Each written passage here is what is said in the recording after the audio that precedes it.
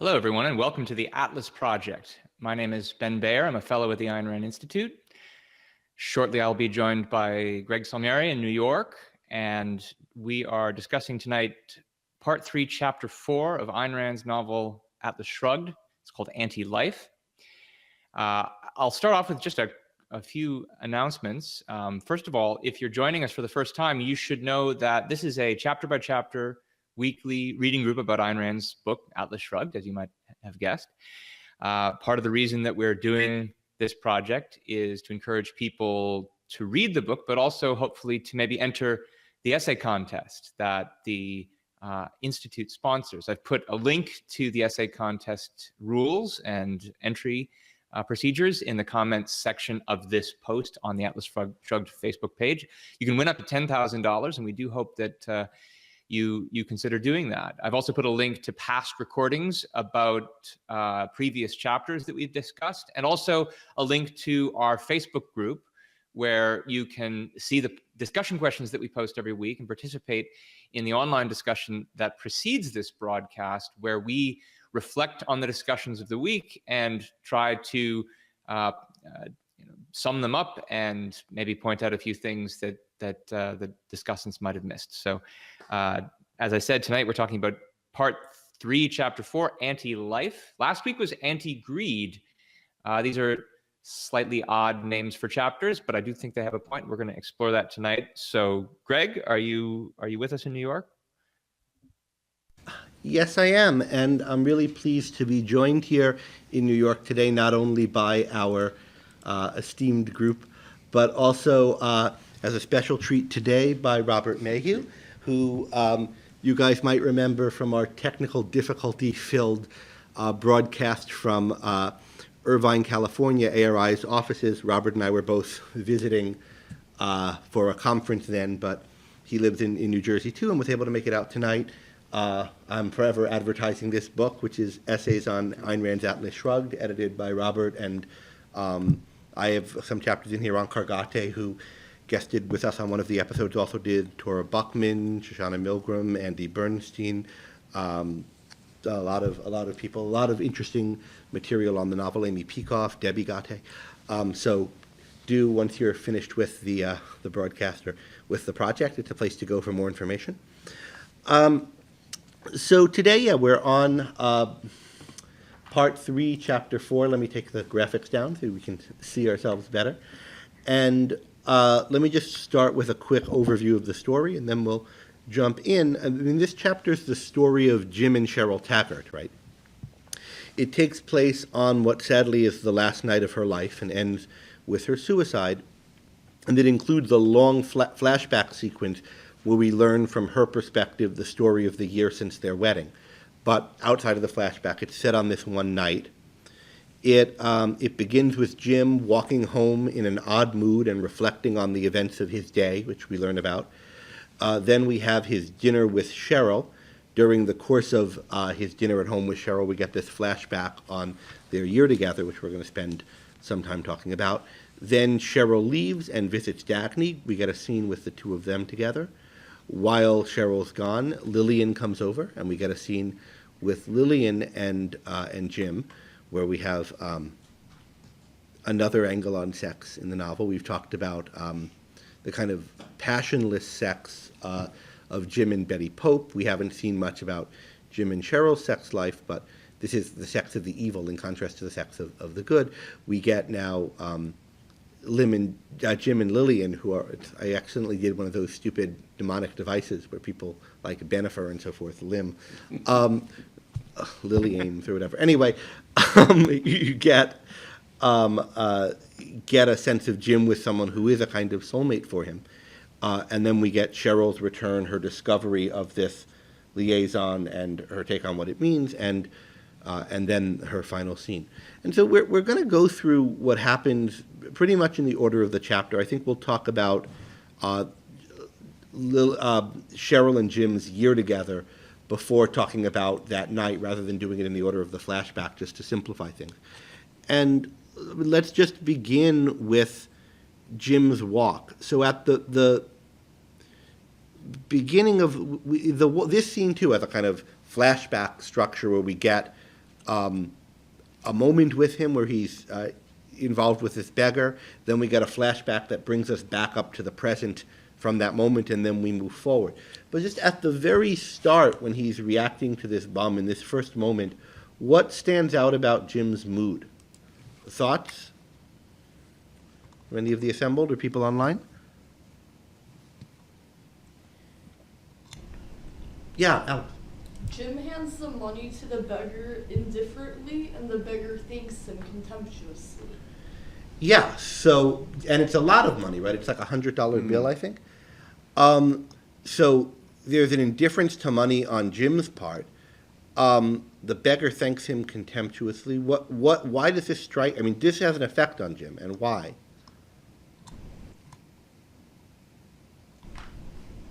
It wasn't. Go ahead, Robert. It wasn't simply contemptuously, although it was that, but it was indifferent. He was indifferent to whether it was, how do you put it, whether it was a dime, $100 bills, or whether he received nothing and starved the next day, or something along those lines. And yeah, and why would that? And that bothered Jim not only because that's a troubling way for someone to act, right, but because he has the idea that something in the bum's mood matches his own. So he too getting too close has this kind of indifference, and that he shudders and tries to choke off that reaction. Someone online said his mood matches his. He wants someone to acknowledge his importance. That's another really important point about this scene. Ben, I don't know if you are. I'm still getting our commenters. We have this app where we view the comments in, and you guys are showing up as not having names. So Yeah, those were Ben Pooja and Betsy, respectively. Okay, good. So thanks, Pooja and Betsy. So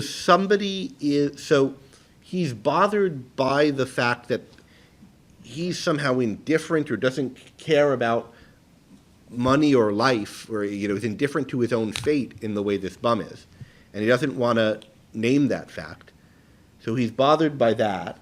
He's also trying to avoid naming that to himself. He shakes off the realization, and then later he says, no, that's not true, but doesn't name what he's saying isn't true, right? And then there's another aspect to his mood, which is people are starting to talk about on the chat online, which is that he wants to celebrate, right? The restlessness and unadmitted craving for pleasure. So I think we have three notable features of his mood that we get just from our first seeing of him. He's afraid of something about his own desire, and we see a lot of fears in here. Some kind of indifference to money, but there's a fear. There's something about his own motivation that he's afraid of. And then there's a desire to celebrate. As someone put it, I guess, I don't know if it was Betsy or Pooja, wanting someone to acknowledge his importance, and that's part of the desire to celebrate. And he's evading, and this is a concept we talked a lot about in the past, he's evading both of these things, both what it is that he's afraid of, what frightens him about the bum, some acknowledgement that it's like himself, but a lot of other things we'll see he's afraid of, and he pushes away. And he has this desire to celebrate, and he's evading or pushing out of mind both his desire, what it is that he desires to celebrate and why, and also whatever it is that he's afraid of, which is maybe the same thing as his desire to celebrate or related to them. So we get that just from this encounter with the bum. Yeah, Earl, did you want to chime in on this? Well, I could slip in and say here, if you were to substitute the word deadened for the word indifferent, then it's a short step to the word dead, and that's kind of the theme of this whole chapter. Anti-life is dead, and the implications of that, of course, are something can only be dead if it was alive, and eventually, if something is alive and you kill it and it's close to you, sooner or later there's nothing left to kill except yourself. And I think all of those points that I'm making are points that I have made in this chapter. And so I think, there's a lot of mirror thing there, life, death, and so. Good, thanks for that. Sure. That's right. So let's talk about where is Jim coming from? What's going on? How did he get into this situation where he encounters this bomb? He's involved in some kind of underhanded financial dealings. Mm-hmm. He's on his way home from a day of crafty dealings where he's had to obscure his purpose from himself as much as from everybody else. And part of it was at the strange inverted bar we were introduced to in the top and the bottom. Mm-hmm. Yeah, he seems to like that bar, and he played host to a party there. The party was for what? It was to celebrate the start of a new company, which name I have to look up. Interneighborly Amity something or Interneighborly Amity and Development Corporation. I had to write that in my note because I can never hold that in mind. Interneighborly Amity and Development Corporation. And what's significant about this company? They're going to nationalize Danconia Copper. Yeah, or more specifically, the company has a lease to operate on a long-term basis all the nationalized properties of the Southern Hemisphere, and that's important because the countries of Chile and Argentina are about to nationalize the property of Danconia Copper, and so right now having a lease to operate all the industrial properties of some place that has no industrial properties doesn't do you much good, but this corporation's suddenly going to be very rich. On September 2nd, when this nationalization happened, and the deal Jim made had to do with making that, getting whatever needed to happen to pave the way for that. And it's made clear that although he resists the knowledge of it, that he really doesn't care about the money. So there must be something else about this that he's pleased with, and it's not that he's going to make a fortune. Right. So he So tries. it's the other thing.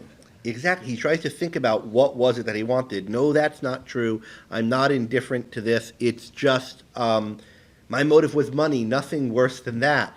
That's what they're all after, the Riordans and the friends. And it's that when he starts naming the people who his motive is no different than theirs, and that's why it's not so bad, that's when he gets frightened. And one thing I think we'll see if you look at it is his thoughts keep going to the Franciscos, the Riordans, the Wyatts, the Dagny, to this kind of subset of people, list of people, and when that happens, he starts to get frightened. So there's something in his thinking about those people that's frightening him. And he's also frightened about knowing what his own motive is. Mm-hmm. Other big emotional responses that we see from him? In this period, leading up to the walk earlier, why is he walking home now anyway? He was at a dinner, yet he's getting home to his wife in time to have dinner with her. Why does he leave? I think he left because he got the information he was seeking and he thought he would get it after dinner, but he got it before dinner. So why stay when his business was done? I think that's. And the point is made that these people are gathering at what's supposed to be a party or whatever, mm-hmm. but actually they're just there to see and be seen for a moment. Yeah. It says not even talking, just exchanging some significant glances. Yeah, so he's just come to see and be seen. And Orrin Boyle's comment doing this relevant. He giggled. You have nothing to worry about. Not about this new, yeah. And then I think then he's left after that paragraph, isn't he? But there's another, right? So he hears at the party the expected announcement about the nationalization. It's announced just to this little group, right? Oh, and then okay. it says, do you have the actual page number? I don't have it written down, or Ben, do you? The unexpected had come when, on hearing those words, he had felt an irresistible urge to escape. So he expected this announcement, but he hears it and he has an irresistible urge to escape. He had felt incapable of enduring the boredom of the dinner, as if some other form of activity were needed to greet the achievement of this night. He had walked out into the summer twilight of the streets, feeling as if he were both pursuing and pursued, pursuing a pleasure which nothing could give him, in celebration of a feeling which he dared not name, pursued by the dread of discovering what motive had moved him through the planning of tonight's achievement, and what aspect of him it now gave him this feverish sense of gratification. And this brings us to why he's... 866. Thanks, Ben. Standard edition. Ben says page 866. So as and it's this fact that now he encounters this bomb. He's frightened, and he's now thinking, well, it's money, it's just money that I wanted. That's what drove me. That's not so bad a motive. That's, after all, what the Franciscos and the Riordans, and he shudders, right, at that thought. And this is someone who has always criticized people for being after money, right? But now, and that he's a hypocrite when he damns selfishness and being after money when he himself is. But now he's realizing that he's not, and he's kind of wishing he could be, because there's some other motive that he doesn't want to admit to himself, and that motive is driving him for a kind to want to celebrate tonight. Ben, I know you had some thoughts on the motivation here. Yeah, I mean, I think it's interesting that he would see the fact of being motivated by money just like everybody else is something that would make him feel better, given everything else that we know about him, like you mentioned. And I mean, I think it in his mind kind of exculpation. Then it's something he couldn't help. If this is something that everybody wants to do, he couldn't help it, and this is something he always uses as an excuse. Though I also think that's interesting because there's a caricature you often get of Ayn Rand's view that she thinks everybody's selfish and everybody wants to make money. But here you have one of the vicious characters using that as an excuse and then realizing, no, actually he doesn't. And this is something that scares him even more. And he's not the only one. We get at least indications that Lillian has a similar motivation to him later on in the chapter. They do want to spend money, and you get an indication of the fact that they get something from spending it, but the purpose of spending it is unclear to both of them, and that's part of what it is that Jim is hiding from himself. I don't know how much of that you heard because my video looked a little choppy. Yeah, your signal was a little choppy, but I heard most of it, and I think it all came out. Mostly your video looked laggy, but the audio, just a few syllables dropped. But Robert, you were... Okay. We're actually given an instance of where he explains why he did like spending money on something, on the Venetian, the vase, is it, that he... Oh, that's later, yeah. Yeah, much later. Later in the chapter, but still yes. it's an example of... No, go ahead. Yeah, I like spending money, and he liked to spend... He liked the knowledge, and this is getting close to this motive he doesn't want to hear. He liked the idea or the feeling of knowing all the connoisseurs who couldn't afford to buy this, and then that's his pleasure, which is clearly an anti-value. It's wiping someone else's value out.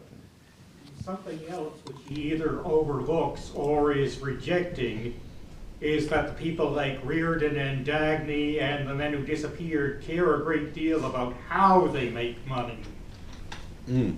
Riordan wouldn't be happy if he was making a huge profit from some kind of sharp deal rather than, as he puts it, exchanging my best efforts for the best efforts of others. Yeah, and this whole notion of dealing that he at one point calls the thing a stunt. Nobody can pull a bigger stunt, and he's involved in all the biggest deals, he tells Cheryl earlier. And there's something... My deals are the biggest. Yeah. There's something dubious about priding your business entity is prided on you make deals and what the deals are, and you don't talk about who's benefited by these deals, what you're building, what you're achieving, what you're producing, and later we'll call them stunts or schemes, and it gives us a insight into how different his way of thinking about all of this is than Riordan. So I think that's a good point, Will. And there's a scene where I don't know whether maybe it's coming up. I'm not where Riordan actually is making a lot of money and doesn't doesn't like the way he's making it. Remember where I think Dagny asked him, how are you doing? Sure which of several you're talking about. I'm making a lot of money because of some... Yeah. some And Eddie says that too. When they get back, she says, what has Taggart Transcontinental been doing, given that it's not written here? We've been making money, he says. And then she learns about the unification bill, Right. where they're getting money. They're not really making it, but he's saying it in... I was thinking about the scene where he talks about he got the money he didn't want by selling his mines. Uh-huh. Said, okay, then I'll use this to benefit Taggart. Uh-huh. Yes, good. That's much yeah, earlier. That's a really may good be scene. conflating those. Okay, so let's move on to the other element of what's going on with Jim now, which is that he wants to celebrate something, right? And he's really peevish about what? He won't name it to himself. He's backing off. I want to celebrate tonight, he cried soundlessly to someone at large in protest and in demanding anger, in a protest against whatever it was that kept forcing these thoughts into his mind. See, he feels this kind of restlessness. And I think we've gotten the use of the word restlessness earlier on in connection with Dagny's sexual urges to Francisco before she knew what they were, and I think also with Galt. So he's feeling a kind of restlessness that maybe sex would be the expression of, or that's what he's restless for, but he can't say what he wants or why he wants it. And Ben, we had some comments online about what he wants to celebrate. Do you want to tell us a bit about it? Yeah, we asked what he wanted to celebrate, but also what it was he was trying to hide in doing so. And we got a range of different kinds of comments. Some people said, well, he just wants to celebrate this big deal.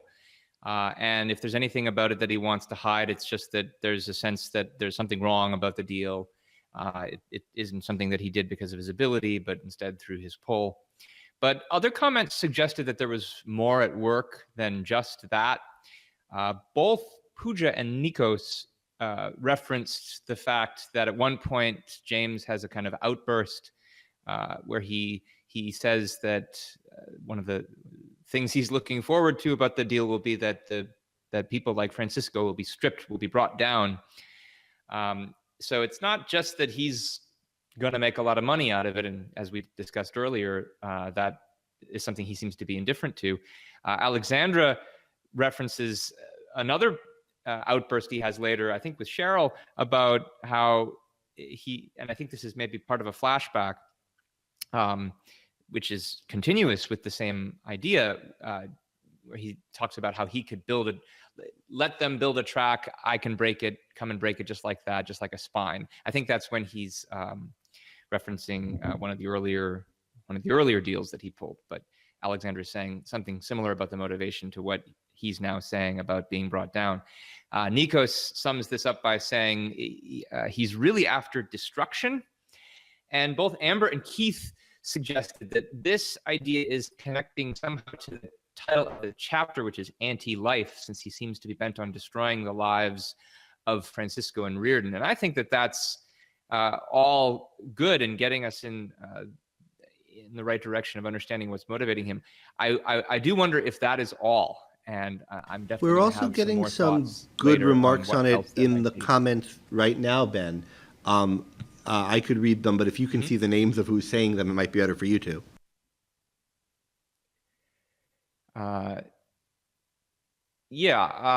Pooja, Paul in particular says he wants a pseudo self-esteem that he previously used to get from Cheryl. And we'll talk about shortly the sense in which he used to or is still trying to get it from Cheryl. He wants something from Cheryl, which is why he's going home, right? And yet he's afraid. It comes as a surprise to him, as someone is pointing out, that he's coming home. He wants someone saying someone outside the group he's manipulated to celebrate with, and we have the suggestion that that's Cheryl. That's Pooja. Okay. Pooja's saying that about Cheryl. And someone is addressing a comment to Robert or everyone. So Robert, this person is saying, Meryl. Even though this, Meryl tells you and the rest of us, that even though this chapter is dark and sad, it is her favorite chapter because Rand makes her definition of love extremely clear. Please discuss at some point. And we are planning to move on to the discussion of love, in a bit. So yeah, so he wants to celebrate. He wants to celebrate something about the deal. Why he wants to celebrate this deal is a question exactly, but it does seem to be connected to this glee he takes in destroying these people. We've seen signs of this earlier, which we'll talk more about in the flashback. But I think this him talking about wanting to break spines is very significant, and the impact that had on him and on Cheryl. The other thing to notice about his desire to come home is just how hard he's having to work and how hard he's working at keeping certain things out of mind. And notice that Dagny's been trying to understand him, and we have comments about, the secret of their way of consciousness is such and such, and how do they pretend to themselves that they're not pretending. And Dagny's starting to think about the way that Jim and the other looters' consciousness functions. But we're now getting this from the inside from Jim, and we're seeing, and let me just read a passage on this, and then I know, Ben, you have some things to say about it. He's walking down the street, and he's thinking, what do you want? Some enemy voice kept asking.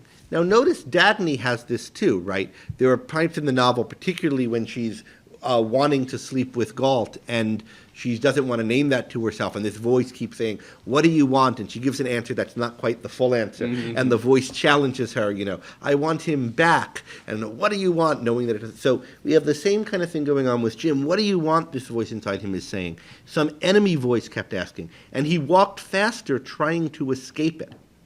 It seemed to him that his brain was a maze where a blind alley opened at every turn, leading into a fog that hid an abyss.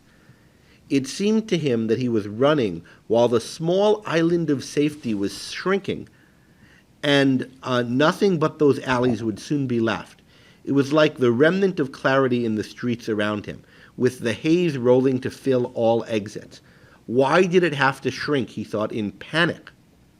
This was the way he had lived all his life, keeping his eyes stubbornly, safely on the immediate pavement before him, craftily avoiding the sight of his road, of corners, of distances, of pinnacles. He had never intended going anywhere. He had wanted to be free of progression, free of the yoke of a straight line. He had never wanted his years to add up to any sum.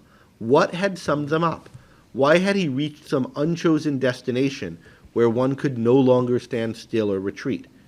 This is a really interesting passage. We've seen evasion in moments before, but now we're seeing the sort of mental life of an inveterate evader, of someone who's always pushing thoughts out of mind. And Ben, I know you had some thoughts on this, and Robert, I think you might have also on the imagery, but Ben, do you want to start us off? Yeah, I think it's interesting just how much fog and haze imagery there is in the novel as a whole, though it's used for different purposes in different parts of the book. It's all over this chapter. It's often used for Dagny to indicate kind of her view of the dying world, often in connection also with the cotton imagery. And now maybe in this chapter, we're learning a little bit more about where all this fog is coming from people like James, who the passage you read, or shortly after the passage that you read, we find out that he has a kind of internal fog summoner, a foghorn that blows not to get rid of the fog, but to summon it. And he does it at the sign of danger. I think it's especially interesting that one of the functions of the fog for him is to obscure his path. It's something that lets him not see too far in advance. That has the effect of stopping his days from adding up to anything, something I might come back to later. And especially it precludes him from seeing not just the path, but pinnacles rising above him. And one of the questions that I was following up on in the earlier online discussion with people was why it is he wants to summon this fog to hide his own motive from himself. There's a lot of people who have bad motives, who have who undertake less of a concerted effort to hide this from themselves. They'll maybe acknowledge that they have bad motives, and including, I think, even people who have a kind of tear it all down sort of motive. which is at least what Jim is exhibiting here. So this is part of the reason why I was asking people whether there's more to his motive than just wanting to tear it all down. And I think that the biggest clue comes fairly early on, about page 873, where after he's thinking about how he wants to escape and needs some kind of celebration, some kind of enjoyment, the reason he says he needs it is to be himself. He thought in the drugged, precarious state of floating past the deadliest of his blind alleys, the one that led to the question of what was himself. Now, the blind alleys, these are always the paths in thought that the fog obscures, and this is the deadliest of them. And so there's something about what his self is that is frightening to him more than anything else. And I'm gonna come back to that later tonight, I think. A lot that he's evading, but there's this kind of something they're adding up to is what the direction in his life is, what he wants out of life, and who or what he is. Robert, do you have anything you wanted to add on this? I know you had some thoughts about the fog imagery. No, it's mostly I was very impressed with that metaphor that Well, there's the foghorn that summons yeah, the fog, I foghorn think within is... him blowing not to sound a warning but to summon the fog, I think is brilliant. And part of what I think the fog is blocking is not the road, but the fact that he has no road. That is, he's got no particular place to go. We talked about that last week. And that's his life in a way. He's kind of moving around. And yet there is, I mean, he would be, this is a little bit like the telling himself his motive is money, because if he's saying, I didn't want to go anywhere, I didn't want to have to go in any particular place, and yet something's making me go somewhere, what is it? So having no particular place to go is sort of, having no motive or no goal in life is kind of contemptible. Francisco said from the beginning, right, the most depraved man is the man without purpose. But now Jim sort of would like to think that he was that. He's below zero. And yet something is making him have a direction. And so what is that direction in life? And Earl, you suggested that that direction is a direction towards death. We're getting people suggest that online. He only pursues negative values. Does he really want to live? And surely this is, I mean, the chapter is called AntiLife, right? So there's some, what his motives add up to somehow is an anti-life motive. Yeah, go ahead. Go back to an earlier chapter. I mean, the reason I always have in the back of my mind reading this chapter, the reason Dagny leaves the valley, right, is she can't accept the idea that people fundamentally don't want to live. And I think there's a sense in which we're getting an anatomy of a foggy mind that is precisely that. And I think that's a big part of what he's evading.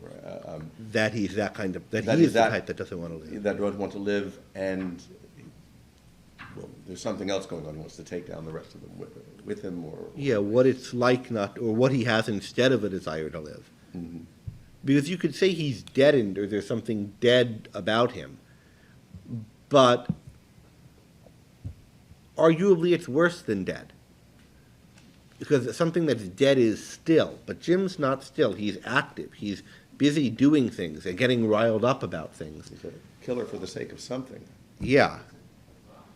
And yeah, Will, you're saying he's like a zombie. Yeah. And there is something zombie-like or undead or anti-living about him.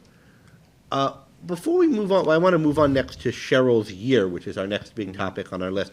But since we had one of the questions was what things does Jim have emotional reactions to, and we didn't get as many answers to this as I was hoping. I thought I would just fill some extra ones in as we go through the different scenes in which we see emotional reactions from Jim. And one of them is earlier in the day at the party. He feels amusement. Now, granted, we said strong reactions, and amusement's not a strong reaction, but I just think it's interesting to see what Jim responds to.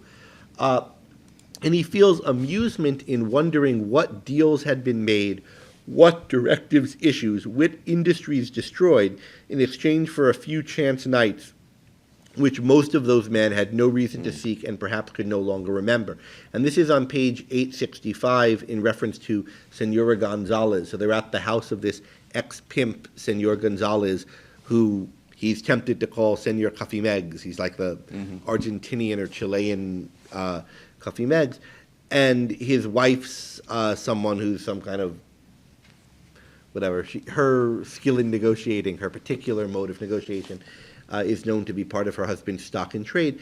And he feels amusement at wondering, looking at her, what deals have been made due to, sleeping with her as the sweetener. But in particular, it's not, what great deals that enabled a new company to be founded that then produced things, right? That's not what's happening. And that's not how he feels about it. He's amused about what's destroyed, what directives are issued, what industry is destroyed in exchange for a few chance nights that these men can't remember. So what gets a rise positively out of Jim here, because we see a lot about what scares him, right? But what gets, a smirk from him is the thought of, look at that girl and how much destruction she's wrought with her feminine wiles. So let's jump to Cheryl's year. What happens is Jim comes home. As in the order of the narration in the story, we get some discussion between Jim and Cheryl, and then over the course of that discussion, we get a flashback where Cheryl thinks about the course of their year, and then we're back into the discussion. But let's talk about Cheryl's year first, then we'll do the whole business of that night. So Ben, do you want to just give us an overview of the event and set us up to talk about that? Yeah, so the whole flashback starts with James bragging about the deal that he's just cut, and Cheryl wondering if this is the sort of victories that he's been trying to win. He says, don't you understand what kind of world we're in? And she says, this is what she's trying to figure out. And it's at this point that she starts to think back to how she's often been thinking that she needs to try to understand things and not to fear them.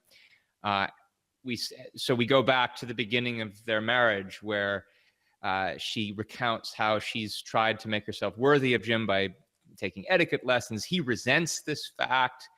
At first, she just doesn't understand why he would resent it, can't conceive of how he would be malicious in doing so. But at a certain point, especially when he refuses to explain and says, if you don't understand it, I can't explain, she starts to feel a tinge of evil. And this is the first place in the sequence where we get this imagery about a headlight that she's under, which is fast approaching her. In the next beat, she starts to learn more about Jim's intellectual friends, who she thinks are a fraud, that they're not doing anything that seems authentic to her. And again, Jim refuses to explain. If you don't understand, I can't explain. And at this point, she starts to wonder, what sense does it make for somebody to be involved in a phony racket where they don't apparently have anything at all to gain from this racket? And I'm going to come back to that later, I think. And the headlight again advances upon her. She starts to have doubts about what Jim has been doing at the railroad with all this time, whether or not he really is the hero that she thought, especially when it looks like he's trying like Riordan, like 10289. When she learns about Directive 10289, Jim brags about it, about wanting to break spines. That's where that line comes up. And at this point, she can no longer accept his injunction that love is faith, that she just needs to believe him and not try to understand. And so she proceeds to try to understand in a way she's never done it before, to find out what the truth is no matter what. She goes to Eddie. Eddie tells the whole story about how it's really Dagny who's been running the railroad the whole time. She confronts Jim about it. He tries to make her feel guilty about wanting to understand. He criticizes her attempt to understand. And at this point, we get, again, the imagery of the headlight, and that she thinks it's about to strike. Yeah, I mean, the two thoughts on that progression that I just or a few that I want to highlight. So early on, she's thinking, from the very beginning, there's something she doesn't understand about Jim and their marriage, and she's acting in ways that seem to her contemptible, like he's cowardice, but she can't believe them of him. And she just doesn't know what to make of it. And she keeps telling herself, the thing to do if you don't understand is not to get frightened, but to try to learn, to try to understand. And so that's one theme that's going on this whole time. That will help her recapture the Jim that she married. The man she married can't be like he seems to be, and it just doesn't make sense. The other thing that's going on early on is she sets this goal to better herself, to polish herself, to be what Mrs. James Taggart is supposed to be, and to therefore earn the kind of height that he has elevated her to. And Ben, the way you put it is that he resents that from the beginning. And I have a little bit of a different take on it. What he definitely resents when she succeeds at it. So the night when she finally comes to a party and everybody there is looking at her, not as a spectacle or an embarrassment, but, admiringly, he resents that. But what we find when she first announces his plan to him is that he laughs with malicious glee, I think? There's malice in it, but I think there's also pleasure in it. So it's not that she's falling right into his trap. Here she is trying to finish herself or improve herself, but it's not going to work, and he's pleased whenever she has failures. So is that am I reading too much into this, Robert? Are you? No, I don't think so. Are you? You're looking at the passage or finding it. So my take on it is that he was laughing with malicious contempt. With malicious contempt. So that's a little bit in between malicious. Or it sounded to her that way. And she cuts him a lot of slack, so it must be. Yeah, but it doesn't have glee. So that was I guess just because of its laughter, I thought of it as gleeful. But there's this idea that he gets off on her, enjoys this. She's trying and it's not going to work and she can't succeed. And he's nice to her and enjoys her company when she fails, when she embarrasses herself, and they come back home and he feels reassured. And I think, otherwise I agree with this. It's just this night when he comes back from Washington, now with the news of 10/289, which we can tell it's 10/289, but he doesn't say that. But it's in mid-April, which is when that meeting would have been, and wouldn't every great industrialist like to know about it, and so forth. This is really significant. He is sort of driven at once to make certain comments and rejoice in them, and also doesn't want to, and is afraid when he hears him say them. And when he makes this remark about it's easy, like snapping a spine, he's terrified by his having said that. And she's terrified by them having said it. And they both are really frightened.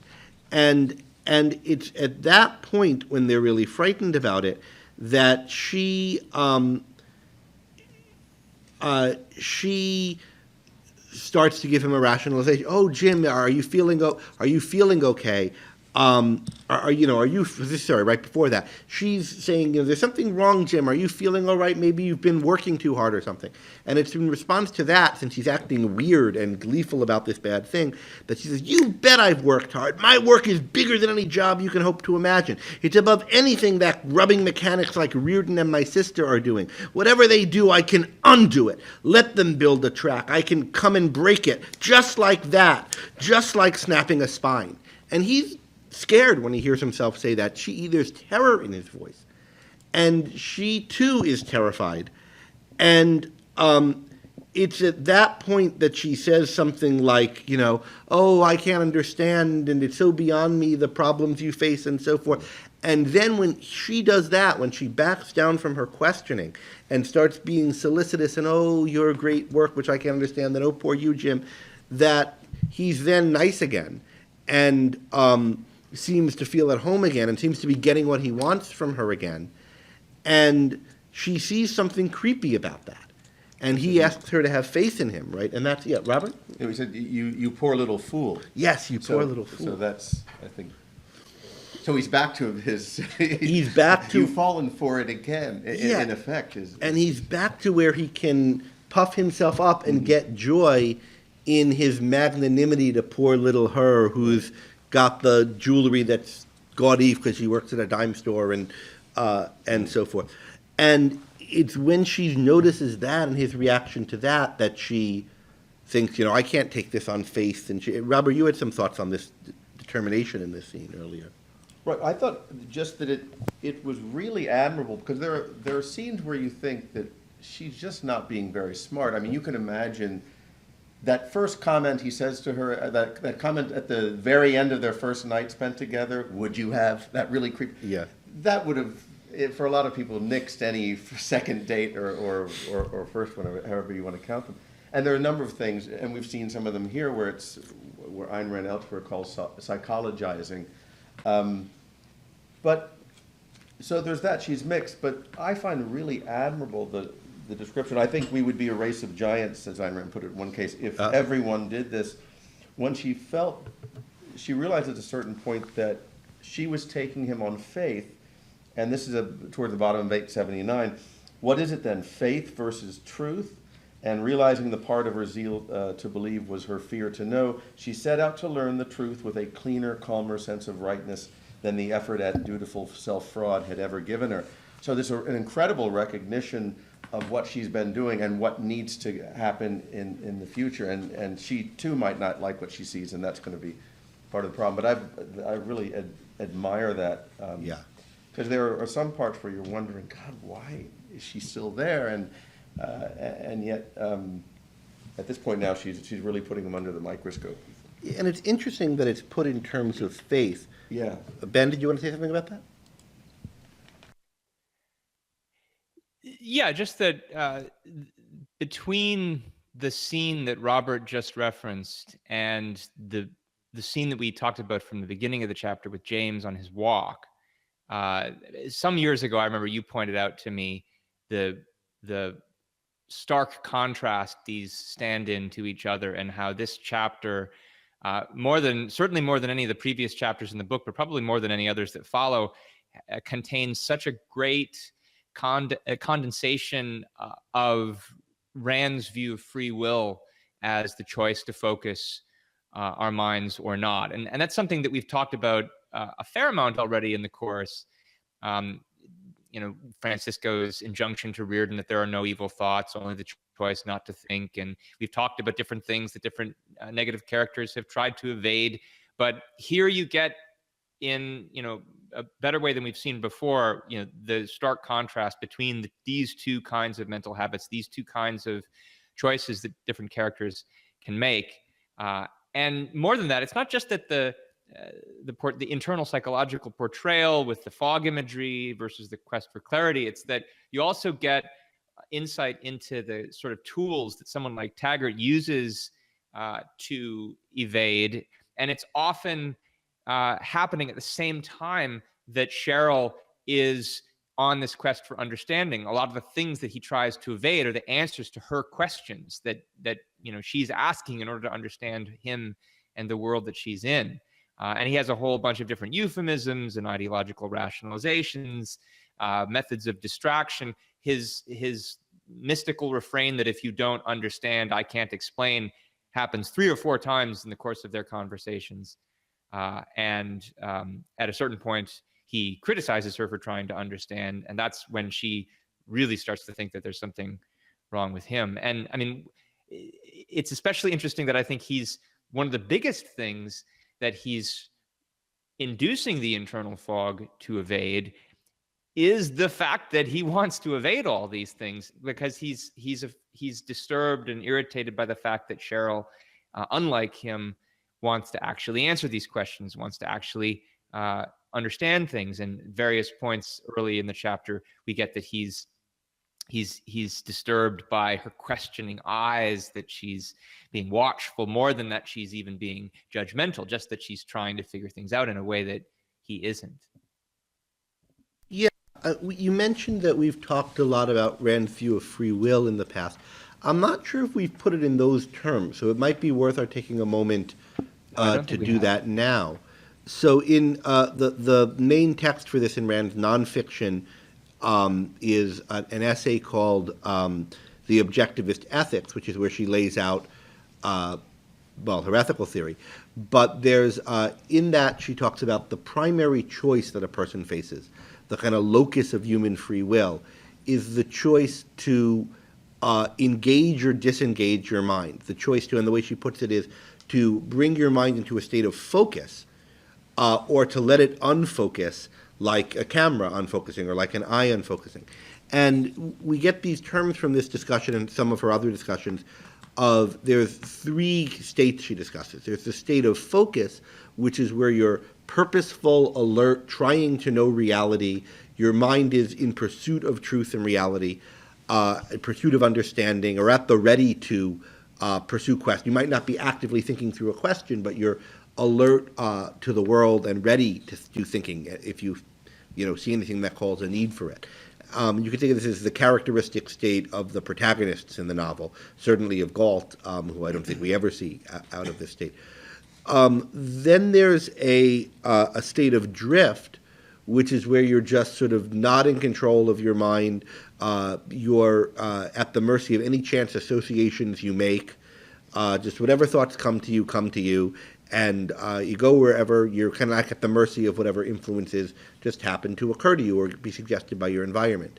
And then there's a third state, which is the one that we've talked about a lot in this show, and that's the one that's characteristic of Jim Taggart, and that's evasion, where you're actively pushing thoughts out of mind. You're actively trying not to see things. You're like a foghorn summoning the fog. Or Jim, we get the idea of Jim craftily stopping himself from seeing. You get that word, craftily thwarting his own sight. So he's not just not noticing certain things. He's not just not working to get at the truth, but he's working to undermine his own understanding. And that, for Rand, I think is the essence of evil. We'll see more about that later, and Galt will have some things to say about that. But I think we're seeing it in Jim's manner. There's I see. Well, let's turn to talking about the dinner.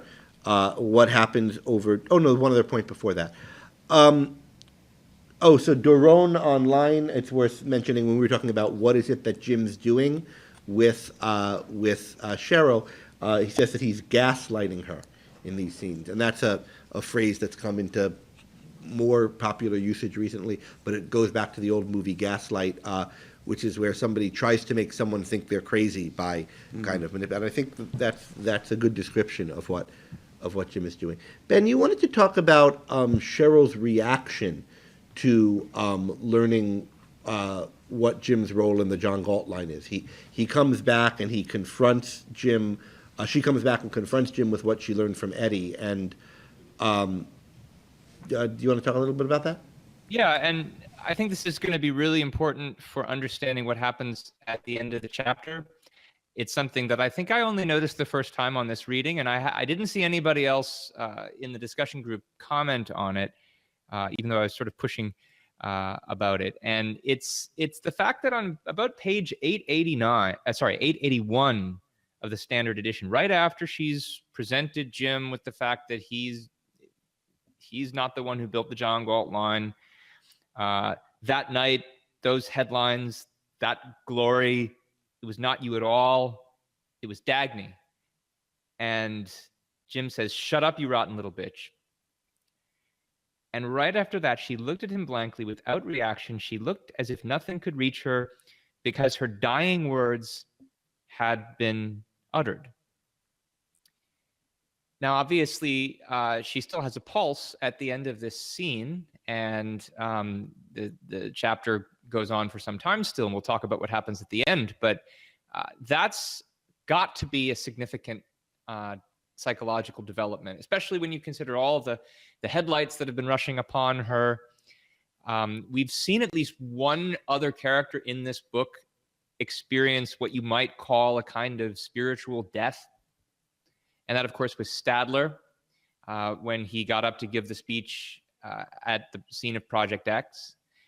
And it's not an isolated line, because if you look on the next page, 882, you also get the description of her as having become a stranger to herself, detached from herself, but that the stranger was still haunted by a ghost who was herself.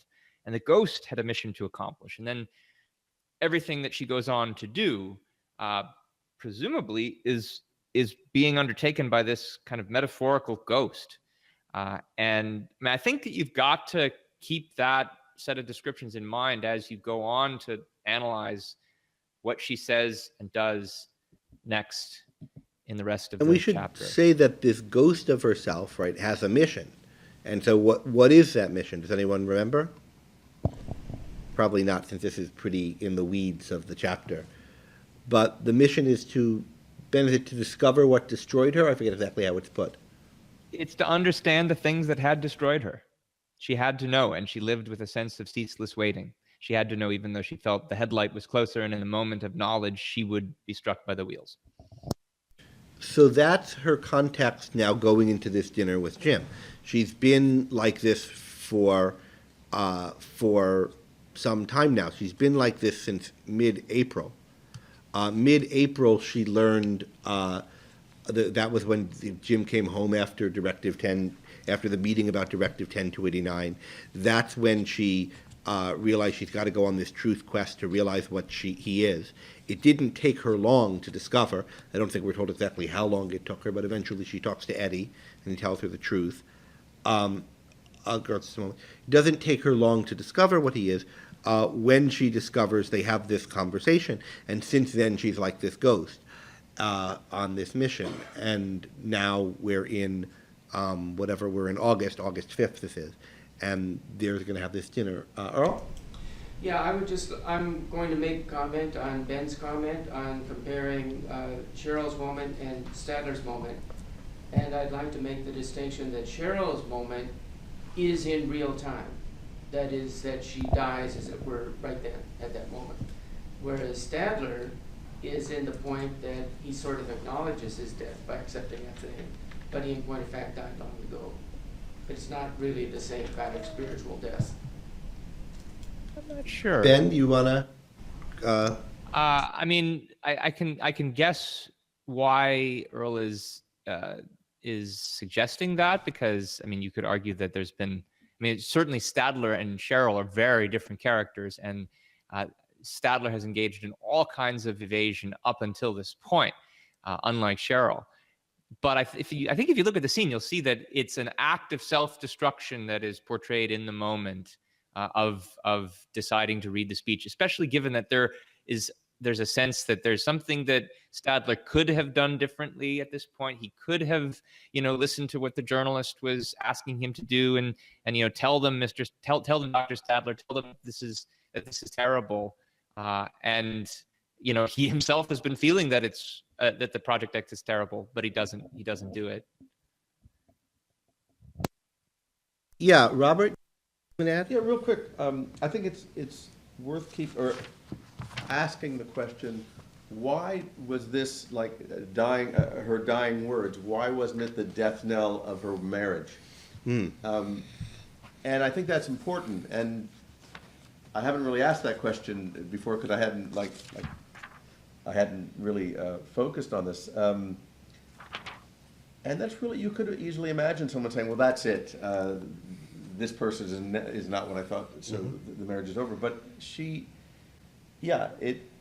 it kills her in a certain way spiritually, and that I think is part of what's going on with her demise. It's going to be part of the issue as to why Dagny, the one conversation with Dagny, doesn't succeed. I think, and it has something to do with this this hero not just having feet of clay, but being feces. And not just feet, but head to toe. He's being a lot worse than clay. Yeah, all a lot worse than clay. And Earl, and that, I think that becomes an evaluation of her view of the world. Yeah, and notice at this dinner, or part of what she's trying to find out is what kind of world she's living in. Right. That's an important question. Earl, to your specific remark, so if we go back earlier, about more than 12 years earlier, there's a moment, this is now in chapter 2 of this part, where we're in the valley. Hugh Axton tells us a story about Stadler. He tells us about the time when he endorsed the State Science Institute, He has his last conversation with John Galt. John Galt denounces him. Stadler told us about that part, not naming John Galt. But then Stadler saw him afterwards. I met Stadler, or accented, by chance in a corridor of the university as he came out of his office after his last conversation with John. He looked changed. I hope that I shall never have to see again a change of that kind in a man's face. He saw me approaching, and he did not know, but I knew what made him whirl upon me and cry, "I'm so sick of all you impractical idealists." I turned away. I knew that I had heard a man pronounce a death sentence upon himself. But that's a death sentence, and it could be a long, drawn-out death that comes from that sentence. And I think we've been seeing him die, in steps and by degrees ever since. And whether it was the last moment or an important moment late in that sequence is the moment I think that Ben called our attention to. All right, let's go then. Let's to dinner. So now we're talking about the dinner between Cheryl and Jim after Jim comes home. Cheryl's had this year. This is her context.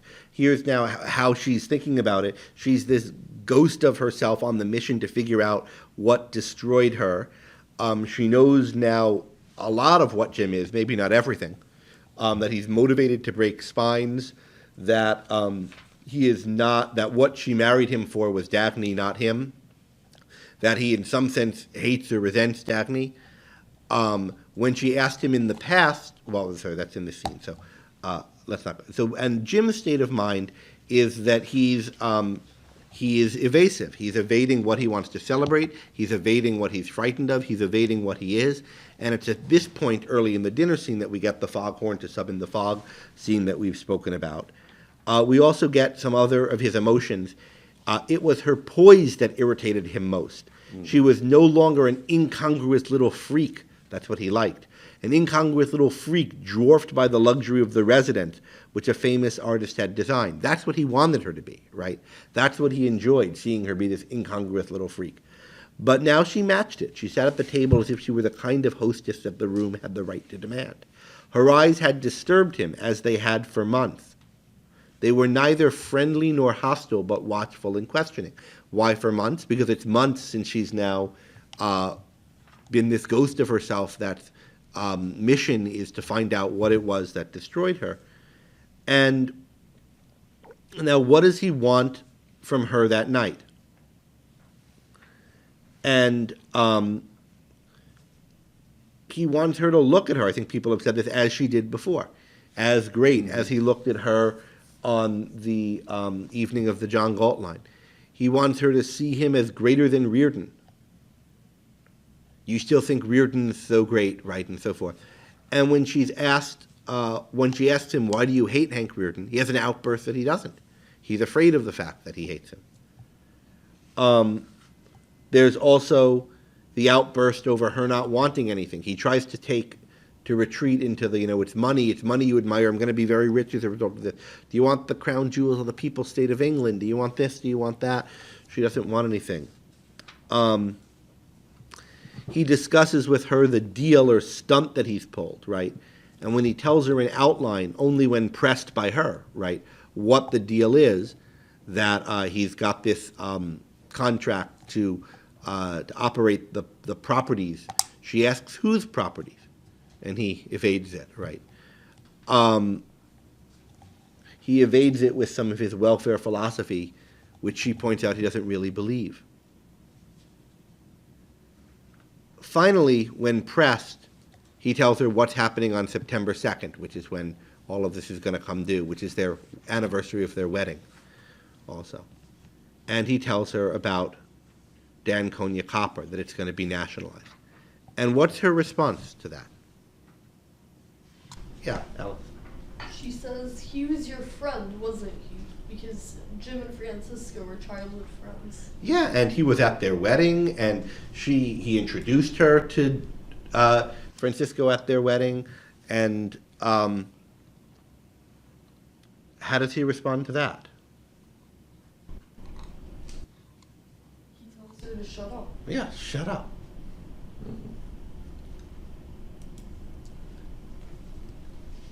Ben, do you want to take us in the next bit of the conversation, or shall we do that here from New York? Ben? Are you talking about the transition to the scene, the discussion about love? Well, Dagny brings up, or sorry, the intervening stuff that Cheryl brings, well, no, I guess I'm bringing the transition. Cheryl brings up Dagny at that point, which is striking. Oh, well, and why does she, yeah, go ahead, Ben.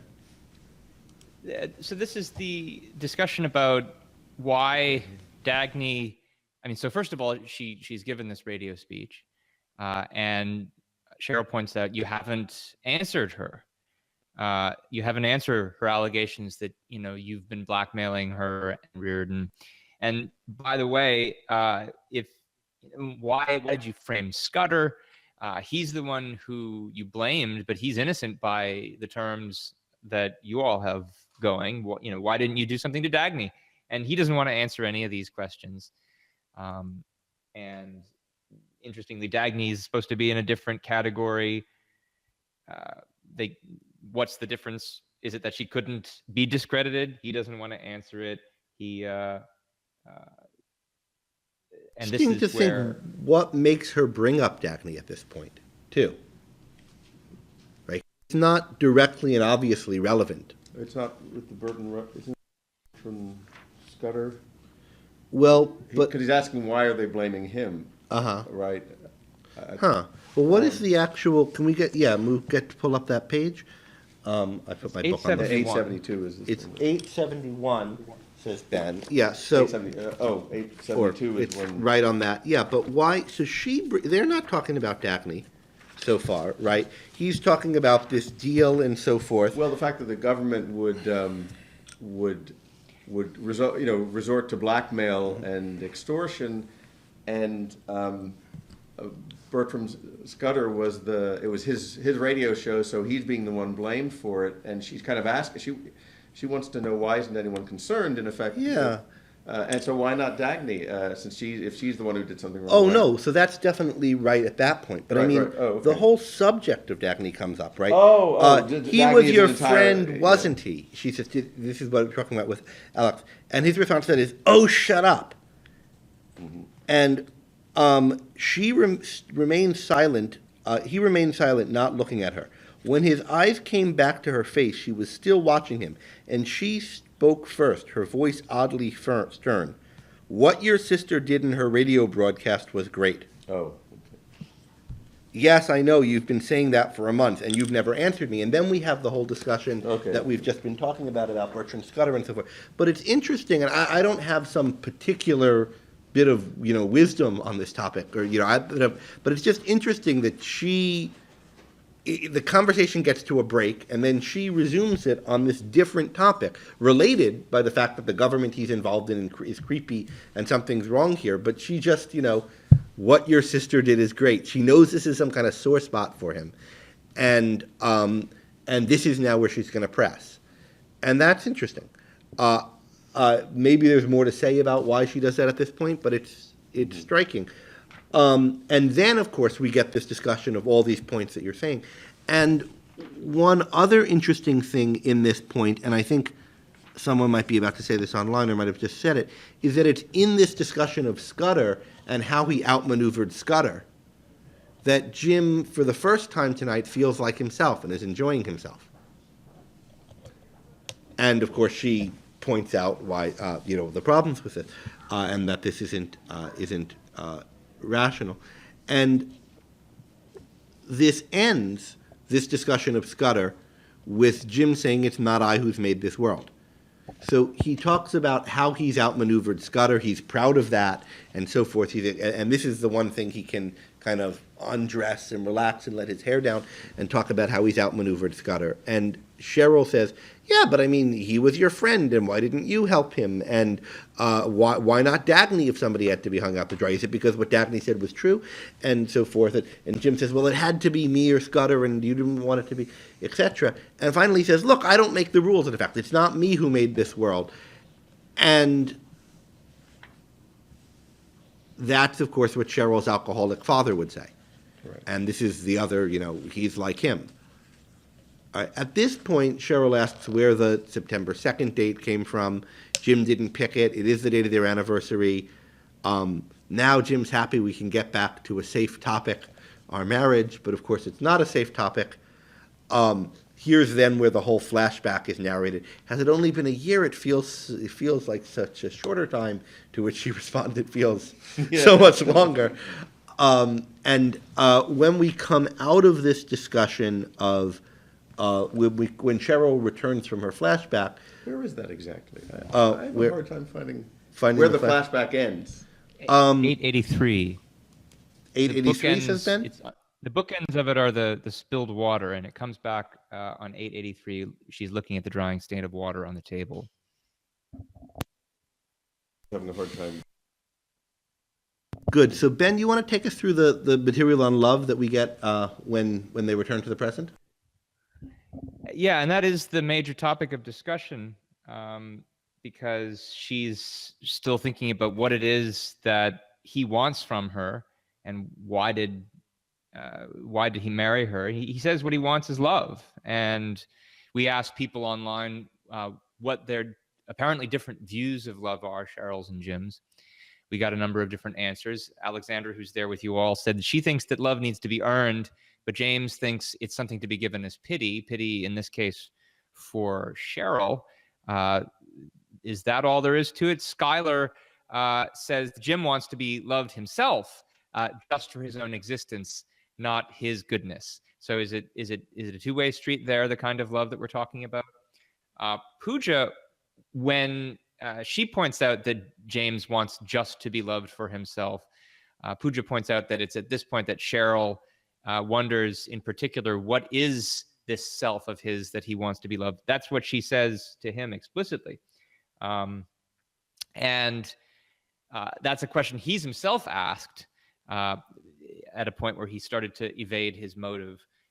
And Amber then takes us in a little bit into metaphysics, where she says that what James wants from this kind of love is a sort of defiance of causality and reality. That is, he's trying to have love that doesn't require any causes, an effect without a cause. And it's probably significant that this comes after the chapter Anti-Greed, where there was all kinds of discussion of the importance of causality, of how you needed to take what you want and pay for it. And we saw that illustrated by reference to the concept of love in a number of different cases.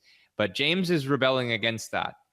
And then Robert, who's sitting right next to you, we had also asked, where else have we seen this kind of view of love like James? Robert pointed us to some very interesting passages from the Christian Bible where love is portrayed as causeless and unearned, and the whole idea that you should love your enemy, and that Christ was supposed to have loved us in spite of our sins. Maybe Robert wants to expand a little bit on that. There was some pushback, by the way, idea in the comments it's subsequently. The whole Christian, it's called agape is the Greek word. It's the Christian conception of love, that you love everyone, and just as God loves us, irrespective of the fact that we're all imperfect, and not just loved us, but what he was willing to do for us sinners who didn't deserve it, we should have the same kind of attitude. And there are other passages I didn't include there where he talks about we should empty ourselves and we should love everyone. And there's even a line that's reminiscent of the trader, like a cold justice. Even the publicans, I think, is it's the tax collectors. Even the government officials love their friends. Anyone can do that. And it's a very radical move historically, because I think, I don't know if it was in one of those passages I posted, where Jesus says on the Sermon, you have heard it said, you should love your friends and hate your enemies. I say, love your enemies. What is it? Pray for them who despitefully use and prosecute you, or something like that. Yeah, so it's quite clear he wants he's speaking to the Greek world in this the pagan world, because that's a very Greek conception of justice. You love your friends and you hate your enemies. So it's unconditional love, and not that Jesus would have approved of Jim Taggart, but that the New Testament gives voice. He gives him the tools he needs to present his case in a way, I think, to Cheryl. What hath There's also- Athens to do with Jerusalem? But there's also a question of not just does the New Testament give him the tools, but is there any other way to use these tools than this? That is Right. there any other thing that could be a realization of this Christian view of love? And it's we can talk about the kind of view what Jesus or what Paul or what Christian philosophers think human beings should be like in their love towards other human beings, but specifically God's love for us, which is thought to be the highest form of love, and Jesus' love for us, is not a love that comes from or is earned by any virtue on our part, right? It's a love that's offered by grace, at least as it's usually understood. It's a love that's offered to us despite the fact that we don't deserve it, and that leads Jesus to sacrifice himself for the undeserving, to redeem us. And I think that's, as I understand it, the whole essence of Christianity as a religion. And what we're getting in this discussion is the idea that what Jim wants from Cheryl is Christ-like love. He sees this as the highest kind of love, and is that something to really want? And is it something that it's worth giving? And is that really love? And this isn't the only allusion to religion we see here, right? Jim wants faith from Cheryl, we saw earlier, and there were a couple of other points in this, just today, where we were finding a lot of religious references. So, Ben, you were talking about some pushback we were getting from this idea, which we should, it's a controversial idea, on the forums. Is there anything in particular you want to I didn't have a chance to read all of it because it came up just before we started the broadcast. But there, one person was suggesting that he didn't think that. One person was suggesting that the residents of the Valley actually were exhibiting a kind of Christian love. Robert had something to say in response to that, and then there was someone else after that who had a lengthier post I didn't have a chance to go through. I think it was Cody who you had called out. Yeah, let's either leave that thread open or start a new thread on kind of residences to Christianity or the Christian, a new thread on the Christian view of love, just so that we don't, since we don't have time here to process everything people said in the chat. Cody, yes, but hold on 1 second. So let's leave this to continue to discuss after tonight's broadcast, but let's also get thoughts from people in the room on this. Iris? From the first moment he saw her, what he was getting from her was love that belonged to someone else. I think anything else in the culture that he can grab onto and use, he'll use. But I think the main thing he wants from her is to kind of sully his sister. Mm-hmm. And we see more of that going on related to Riordan later in this chapter too. Yeah. I mean, the question is that an alternative to that, what he wants is this Christian type of love? Or is it a claim on the author's part that what unconditional love amounts to is inflating away the value of love, taking esteem that's due to one person and giving it to another, and so forth. And that's, I think, it is what he wants, is unearned love, but the kind of theorized, articulate version of what it is to want unearned love or love that belongs to another, unjust love, is this kind of doctrine that we find in Christianity. That's what I think that's how I interpret it. Other thoughts on this, Al? Well, it struck me that what immediately preceded her suicide was not Jim's talking with Jim, but the lousy social worker, presumed to lecture her on finding something higher than herself. And I was trying to get an understanding of why Cheryl believed that the world belonged to, Jim Taggart and the social worker and, the moochers and the liars, as opposed to Daggett. Well, let's hold off on that because we still have a few topics that we need to get on screen, so to speak, before we can be in a position to answer that, try to answer that. We still haven't talked about her conversation with Daphne, and but anything else specifically on the points about love and the religious issues and so forth. Okay, so we'll let's move on then to the ending of this scene and the scene with Daphne. So.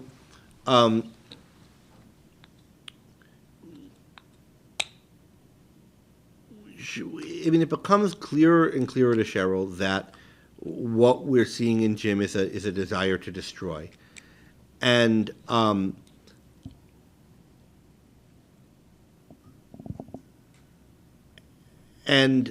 you had some thoughts on how this relates to the end of the scene. So, do you want to share them with us? Yeah. Well, the way that the conversation about love ends up being finished is, by James saying what he wants to be loved for, which is not his virtues, just for his self, as she puts it, or as he thinks of it.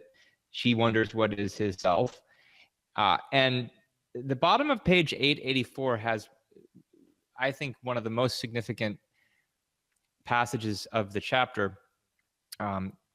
Given this question that he's been facing about what is his self, Cheryl reflects on how he wants to be a man like Hank Riordan without the necessity of being what he is, without the necessity of being anything, without the necessity of being. And we had this discussion earlier about how there's something anti-life about James, and how, he wants to destroy all of these people, wants to bring them down, he wants to break their spine. But, I wondered, is that all there was to it? Here we have Cheryl, I think, pointing her finger to the possibility that there is something more to it. It's not just their lives that he's against, right? Because he doesn't want to be anything. And he says, shut up, and they both of them react in terror, as if he's, terrified that he himself shouldn't want to have to be anything at all. And, remember again, there's been all this evasion that he's been going through, not only of his motive, but many other things, many other questions that he doesn't want to answer from her about who he is. And I pointed out earlier that at the beginning of the chapter that one of the things that he uses the fog to obscure is the different connections in his life, and they don't add up to anything.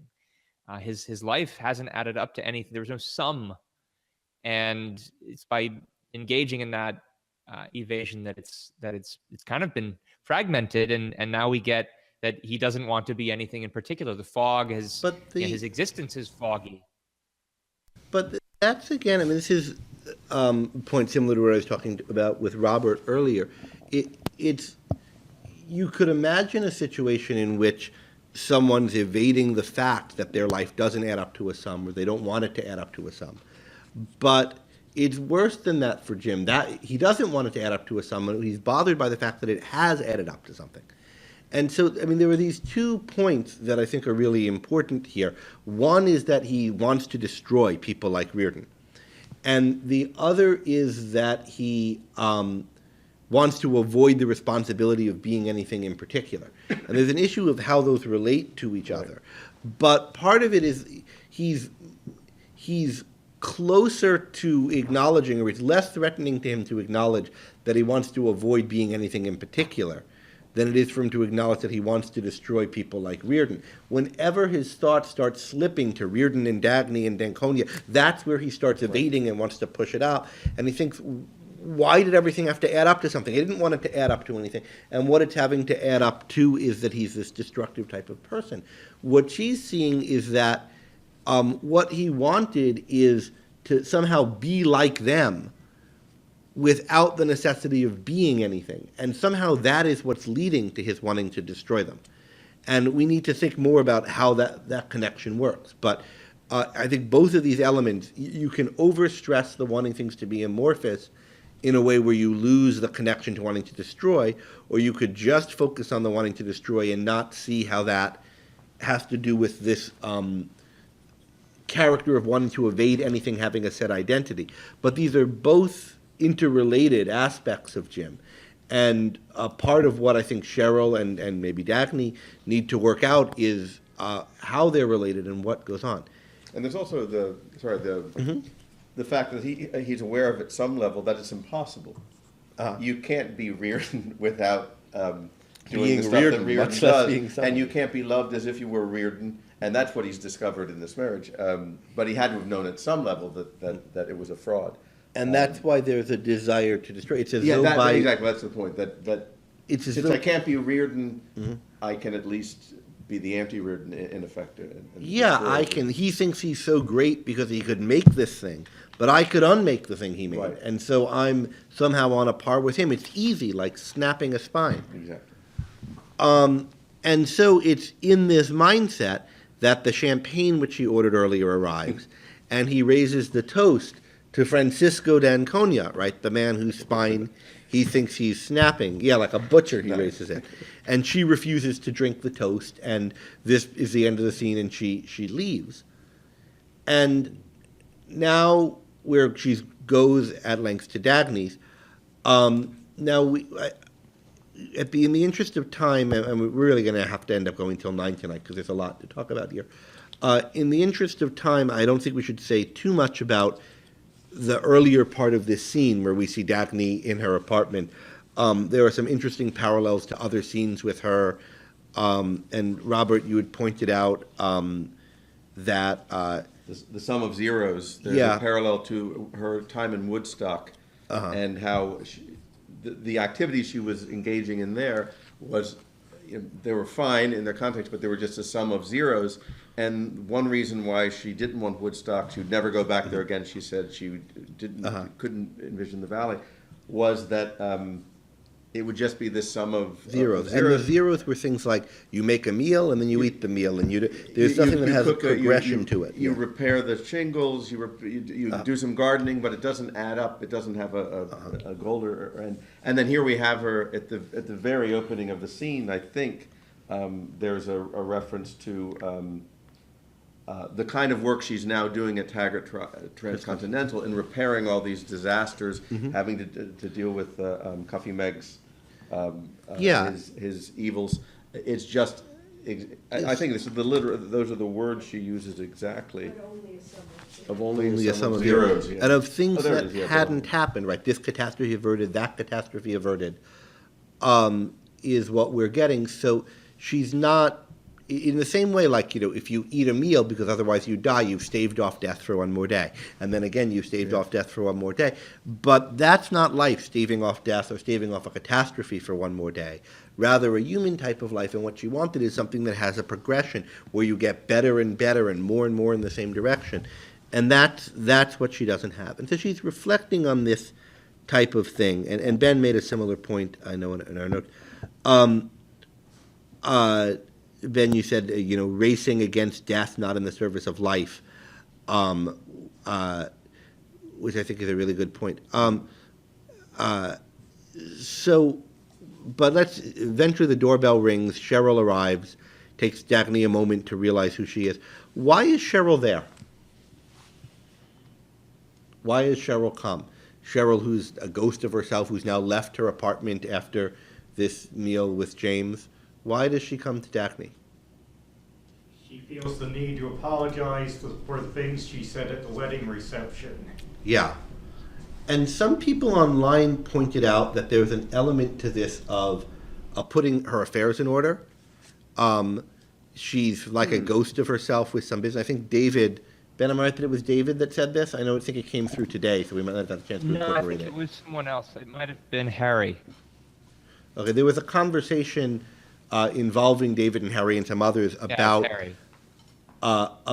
there being something deathly or planning. Was Cheryl already planning to commit suicide, or there's some way in which she has a sense of the end being near? And I think, Ben, the points you've made about her being like a ghost of herself give the context to this, where there's some issue of putting her affairs, or some bit of justice that has to be done. Rather than anything positive or further, she's not trying to forge a relationship with Dagny. She's just a debt to be repaid, or something that has to be done. And so she comes to tell her that she married Jim because, in effect, she thought he was Dagny. And how does Dagny react to this? And is this what we would expect from her or not? I find this a really interesting scene. So the line I find is very. Which? Go ahead. Oh, what a distance to have Oh, traveled what in a year, year. or something like that. Also, Cheryl hesitates at the beginning as to what to call her and says Miss Taggart, right? And Dagny says, "My name is Dagny." And she says, "We're sisters." No, not through Jim, right? And Dagny answer is, "No, not through Jim, through our own choice, because we value all the same things." And this is, I think, a really beautiful scene. And Greg, that part about Uh-huh. them valuing the same things is they're really, I think, to contrast with with James's view of love, because Cheryl is stunned that Dagny would have this kind of compassion for her, not causelessly, as Jim seems to want it, but for their values. And Dagny says it's not because, it's not just because of an accident of our being married. You're being married to my brother. And it's not even just because you're suffering. It's because you didn't deserve to suffer. And she's stunned by this. And this isn't the only value proposition of Dagny's that Cheryl ends up being stunned by. And I think that's important. And we'll come back to that. Yeah, and Cheryl rejects what she sees as pity or a causeless affection from Dagny. She doesn't want that charity or anything ugly like that, as she thinks of it, right? This is, again, a kind of strikingly anti-Christian feel, but Dagny's rather has a specific reason for wanting to help Cheryl, or being sympathetic to Cheryl. Betsy says she's empathetic and supportive.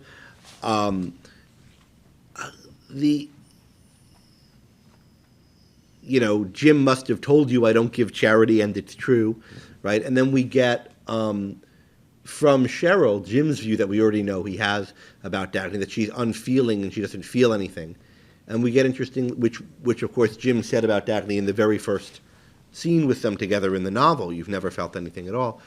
And now we get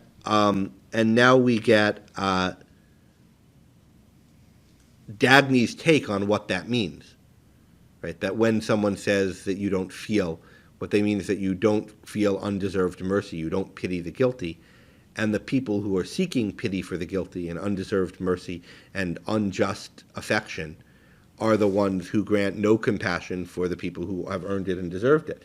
And we can see nobody cares about Cheryl. Jim certainly doesn't care about what he's doing to her.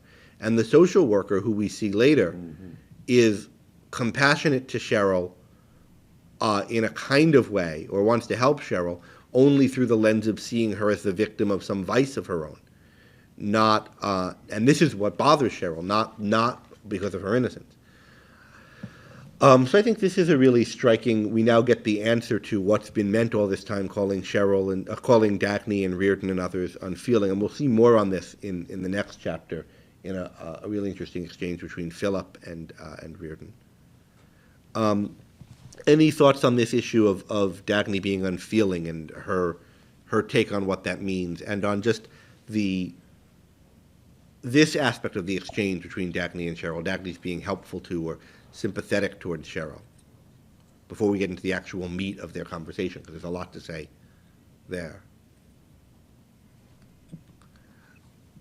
Okay, then let's get into the meat of the conversation.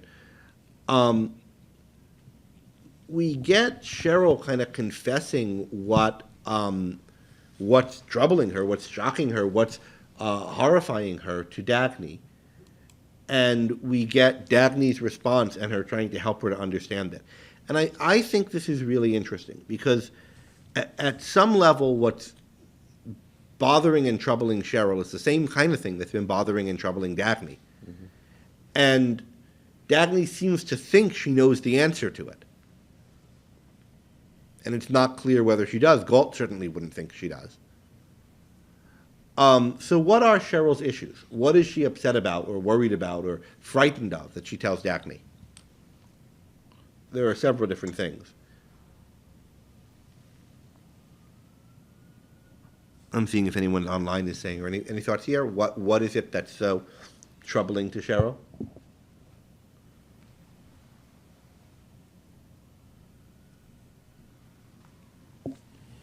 Yeah. No?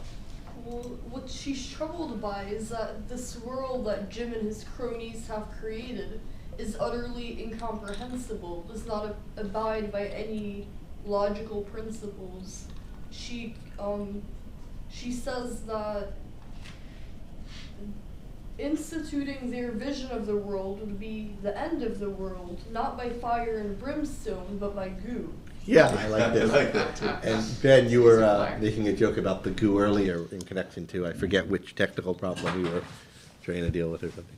I seem to be invariably turning into goo on this internet connection, so I empathize.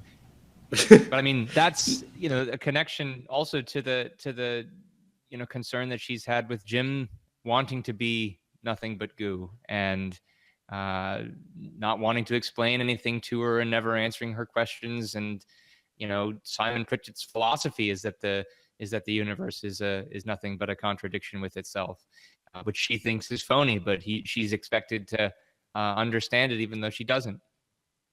Oh, that's the other. Yeah, that's the other, which I had forgotten before. Christianish kind of thing that we keep getting from Jim, right? If you don't understand, no explanation is possible. Oh, This yeah. kind of Tertullian-like mysticism, right? For the or whose quote is that? For those who understand, no I'm not quite explanation sure is if it's necessary, and for those who don't. Does anyone know the source of that quote? I don't. I was thinking it might be Tertullian. I came thinking of C.S. Lewis, but I think he was quoting someone else. Yeah, someone previous. So anyway, it's a quote that's associated with kind of a Christian mystic tradition, not the kind of rationalist Aquinas-like. Absurd. Say again, Ben? Tertullian is, I believe it because it's absurd, which is not all that far off of the mark from what we're talking about here either. Okay. Will says that's actually a misquotation of Tertullian, but let's, none of us being Tertullian scholars, let's leave it at this line of thinking is associated with a religious Christian mystic tradition, which isn't, of course, the only tradition in Christian theology. There's Aquinas-like rationalist versions of Christianity. Robert? But it's the idea that the universe is goo. You can't comprehend it, and because you can't understand it, you can't defeat it. As I think an important part, or at least she sees no way of defeating it or of living in it. Living There's in it, nothing- living in this world. You can't snap its spine. Well, yeah, and that's Certainly so. There's a real doesn't have a spine. there's a real power to evil, to this incomprehensible. If evil's able to make the world gooey and to be goo itself and give you no way to live through the goo. And Dagny's been right. Dagny's been dealing with the fog, with the gray spread of cotton, with the ground that neither held nor resisted, with the board of directors weather. Dagny's whole life she's been dealing with a world that was somehow not fully what it was, and she couldn't understand why. So this is a problem Dagny has been grappling with all along. That somehow Jim's friends and the people around him aren't anything in particular. They're gooey and amorphous, and somehow they seem to be making the world like that. And what are Dagny's responses to this? Well, she says, you're wrong. You must never be afraid of people in that way. You must never think that their existence is a reflection on yours, yet that's what you're thinking. She says she's able to maintain her world and live despite the gooiness of these people, and despite this, by holding on to her own judgment and never placing anything above it, which is something we've definitely seen Dagny do.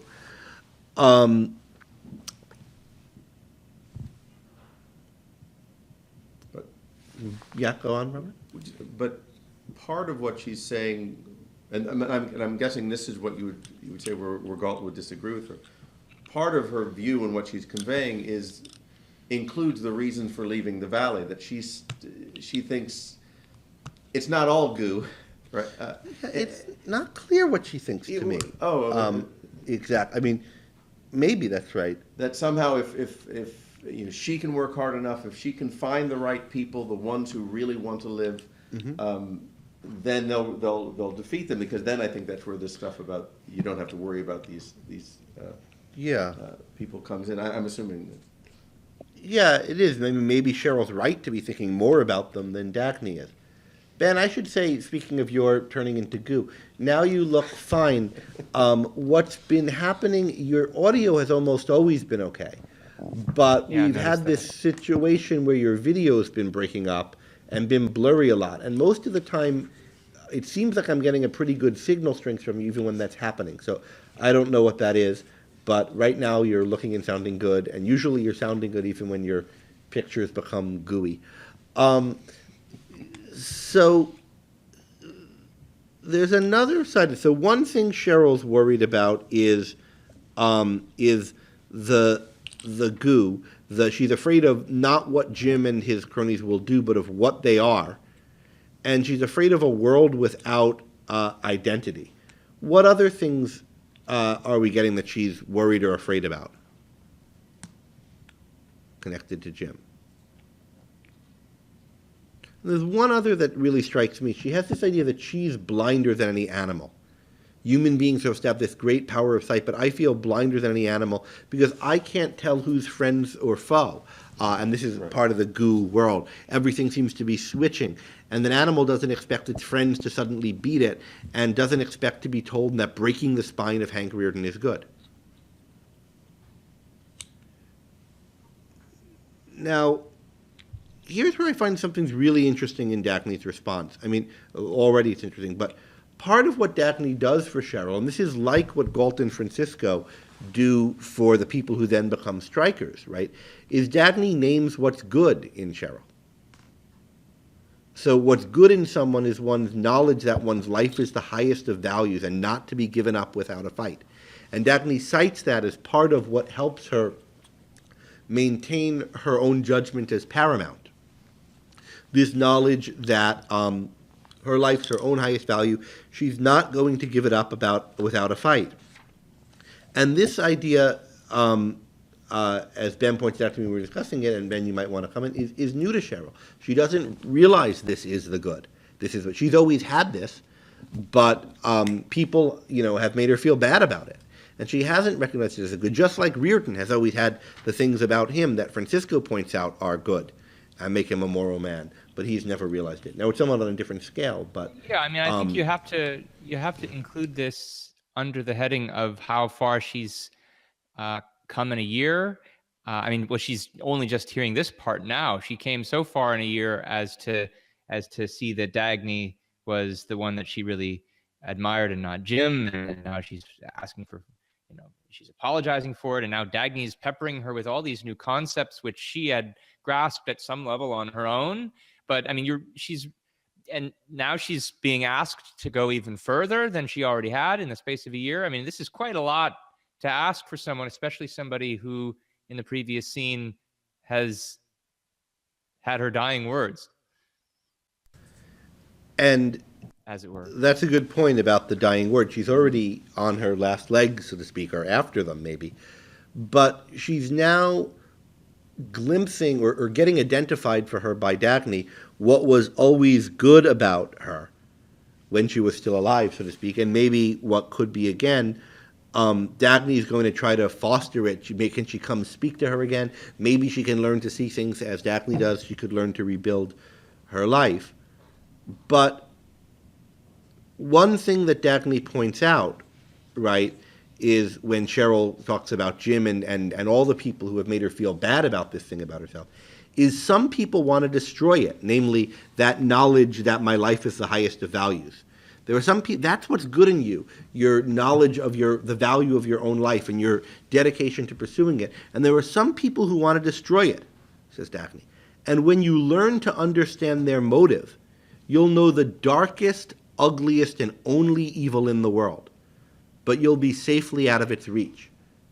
Now, part of what's interesting to me about this scene, and I don't have some answer to this in my back pocket, that I'm trying to get other people to lead other people to, is what does Dagny think is the motive, which is leading people to want to destroy people's love of their own lives? When you know it, you'll know the ugliest, darkest, and only evil in the world. What does Dagny think it is? And does Dagny think she herself is safely out of its reach? Dagny, who's standing in her office, fighting catastrophe after catastrophe, like a string of zeros, having given up the Valley and John Galt and so forth, does she think she's safely out of the reach of it? It sure doesn't look like she is. And we have a sense of what Galt or Axton would say is the secret. What's Dagny's view of it? And if anyone has an answer to that, I'd be interested in hearing it. Well, it sounds like Cheryl has come to a conclusion about the question Axton asked. Do the people on the outside really want to live? Mm-hmm. And it sounds like that they don't might be the answer to it. Might be the answer to what is the motive behind these other people, that they don't want to live, they want you to die, maybe. But is that Dagny's answer to it? It seems hard to see how it could be. Alex? I have a comment relating to the theme of spines that was aforementioned before. Okay. So spines give structure.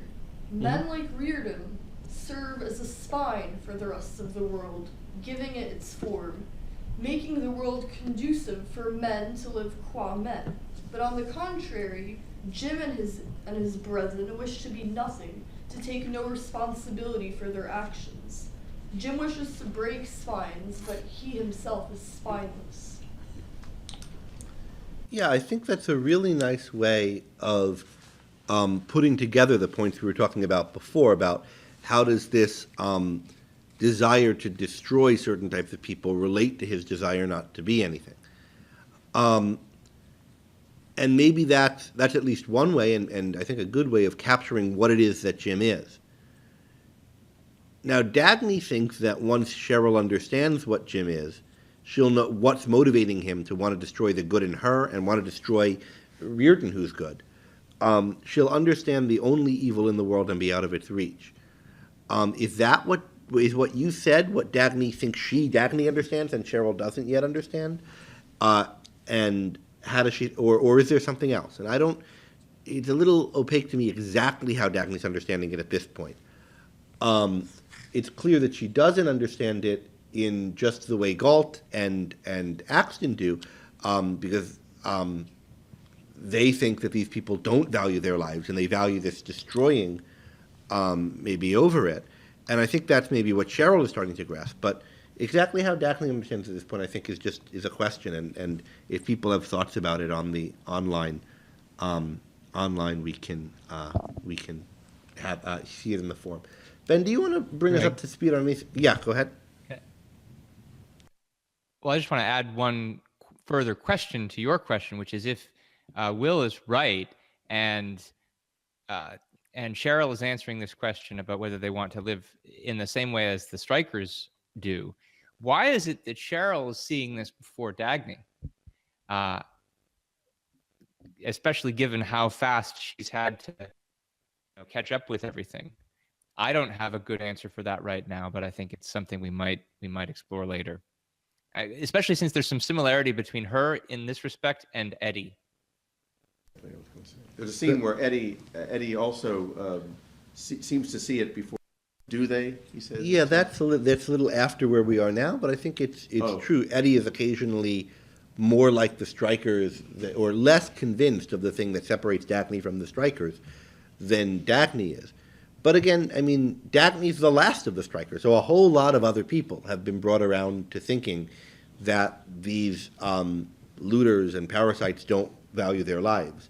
Dagny is, for whatever reason, the last person to come around to thinking this, and Francisco predicted she would be the last person to come around to thinking it.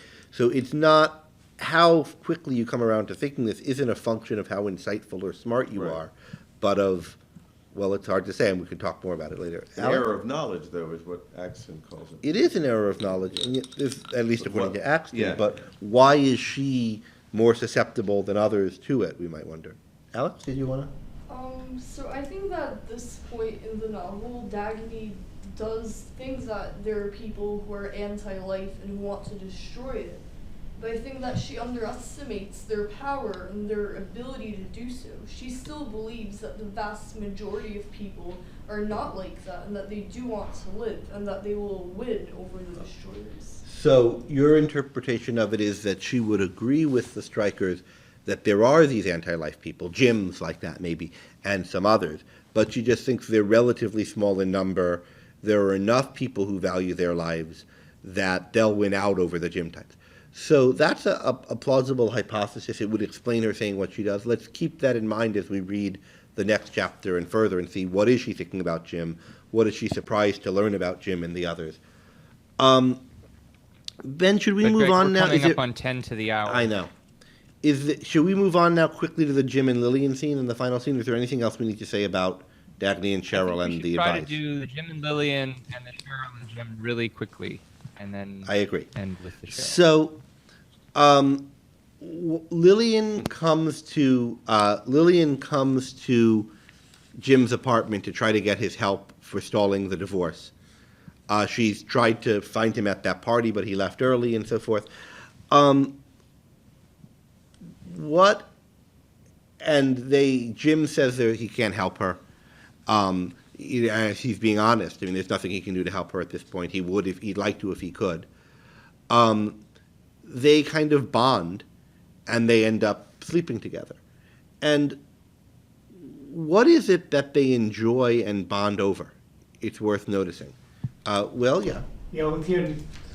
What hits us is that for the second time in the chapter, someone says he was your friend, but this time in a tone of admiration. Yeah, that's a really good point. So he can understand his motive and appreciate it. Yeah, so Lillian gets the kind of betrayal of his friend, and she appreciates and likes his doing that. She's seeing him for what he is, and Cheryl was horrified when she starts to see it. Lillian appreciates it. What does Jim like about Lillian? Well, part of it is that. What else? I mean, Robert, we were talking about what he excites him in her appearance before. Oh, the safety pin. Yeah. And that's really, I mean, that's something. He's not looking at her breasts, but the safety pin. The fraud of the safety pin. Yeah, the fraud of the safety pin. Fraud and of he doesn't. With barely disguised glee, she's not taking care of herself. Yeah, he has these thoughts. Ooh, she's really letting herself go. Yeah, exactly. What a turn on. Yeah. Not like, and I don't mind but just that's the attraction. Yeah. The sloppiness, the fraud of the thing, and they're excited by the letting their hair down and able to be themselves with each other. And that she admires him for, or likes him for what he is, the mutual contempt. They even have good jokes against each other, Yeah, that's a real joke on New York City, huh? Uh-huh. And he has the really good line about guilt, a rope being. Yes, that's guilt, right. Yeah. So Lillian didn't think that her hold on Hank would wear off, and that's a joke on you. You didn't realize that guilt is a rope that wears thin, and they're enjoying each other's failure, and it's really creepy. And then what leads to their actual consummation? You can't believe how possessive he is. Riordan medal, Riordan this, Riordan wife. Oh, Mrs. Riordan. Yeah. Right.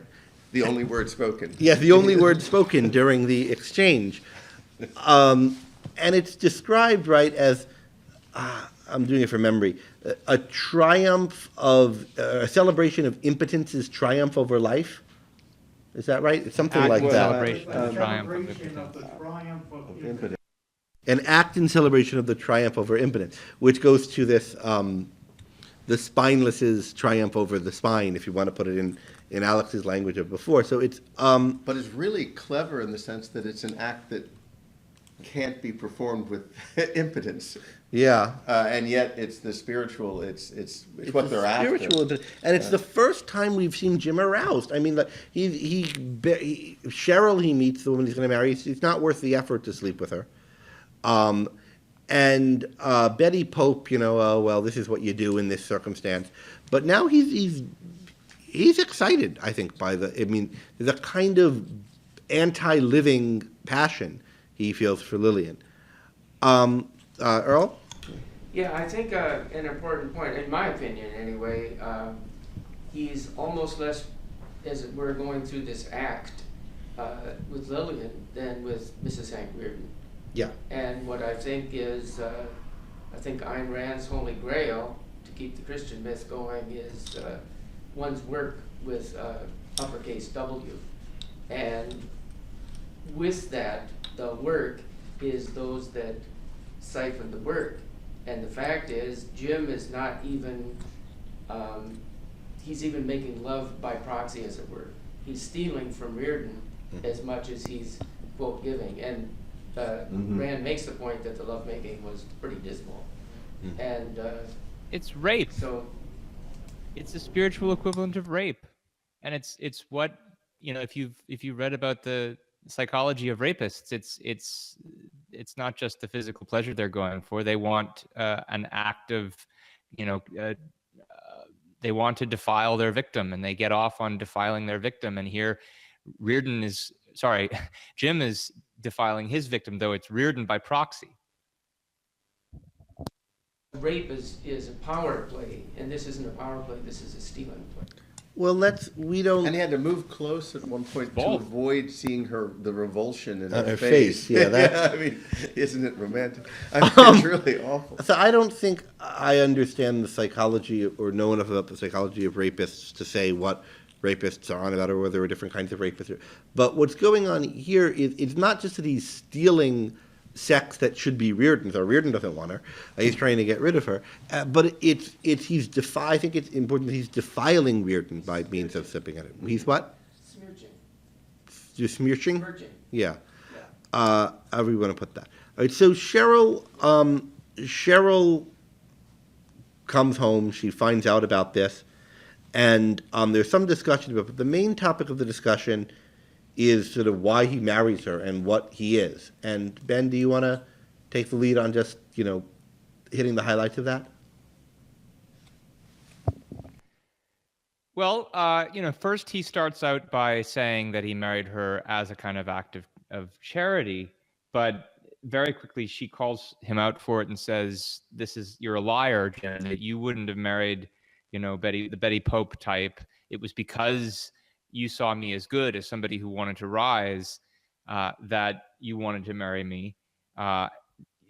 What is significant about that? The admiration of the Betty Popes wouldn't have meant anything to him. They fake things all too easily. And it's at this point where the headlight hits her, the headlight that we've seen coming closer and closer. And she calls him a killer for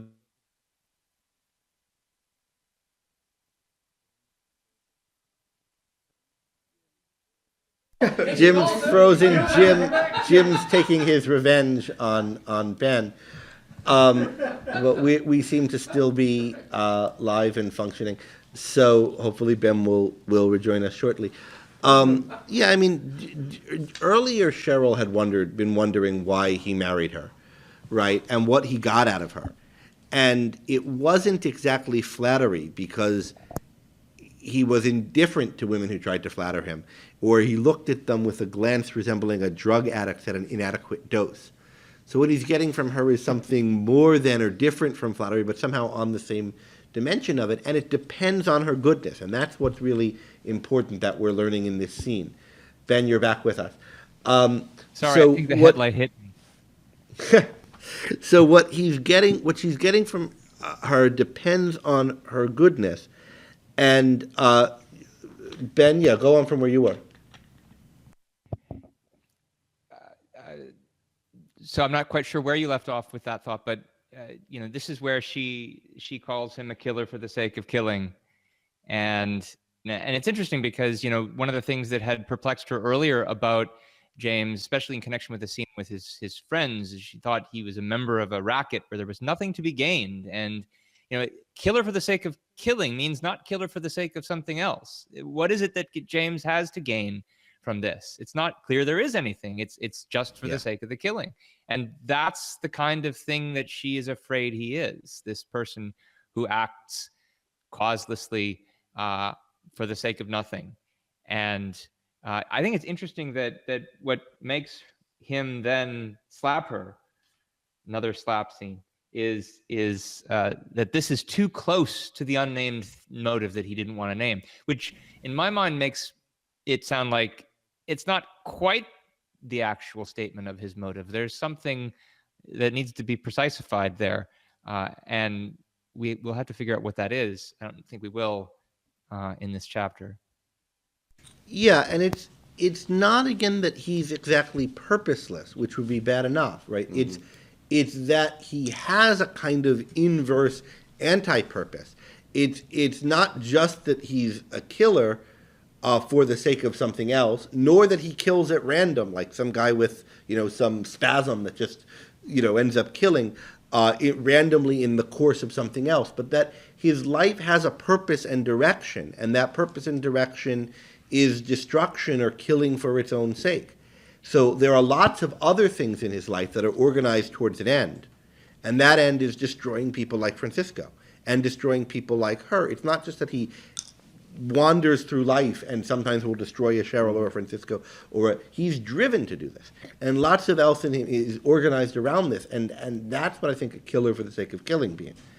And exactly how that's not the perfect description of it is something we'll have to think about in later chapters. But let's move on now to talk about the effect of this on her. So she leaves.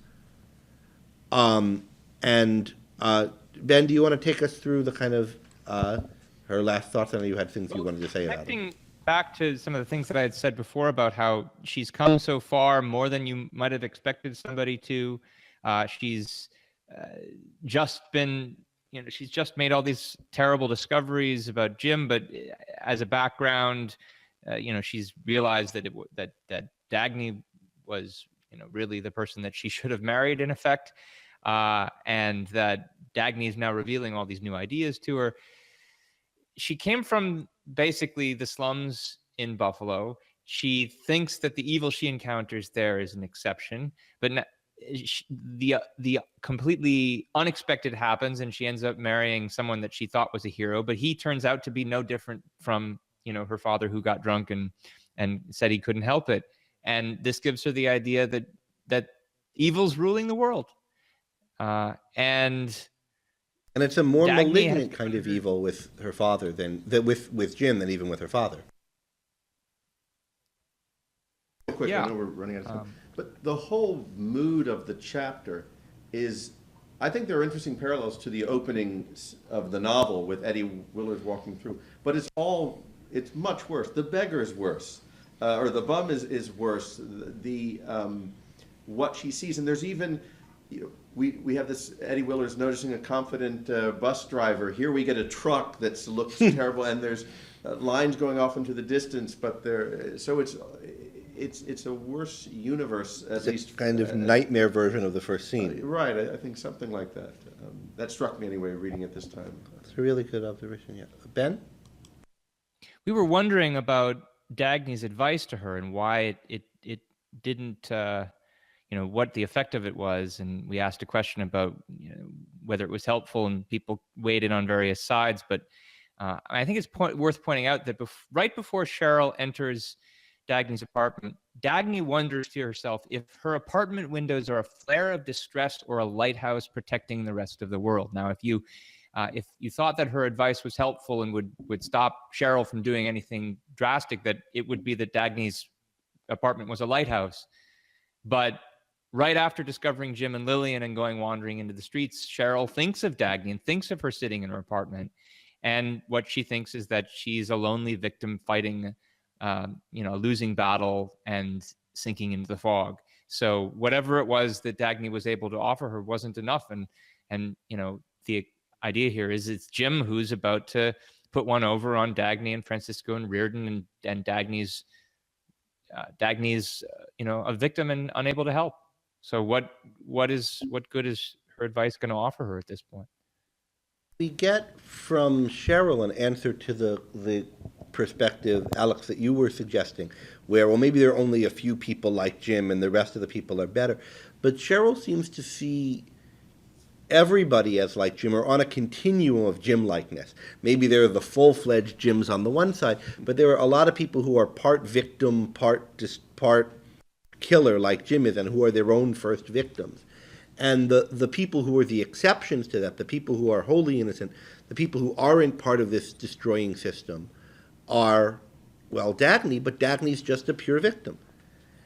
And at one point she has a thought, which I think is really interesting: where are the people who could have, spoken, who could have articulated and explained what was going on, right? Part of why these people are their own first victims, why there are these types of people, why the world is like this, is that it's not just there were these creepy people like Jim or like her father, but the whole way we're taught about what's right and wrong plays into Jim's hands. We're taught this kind of guff about love. We're taught this kind of welfare philosophy, which is a tool for Jim to use to destroy people.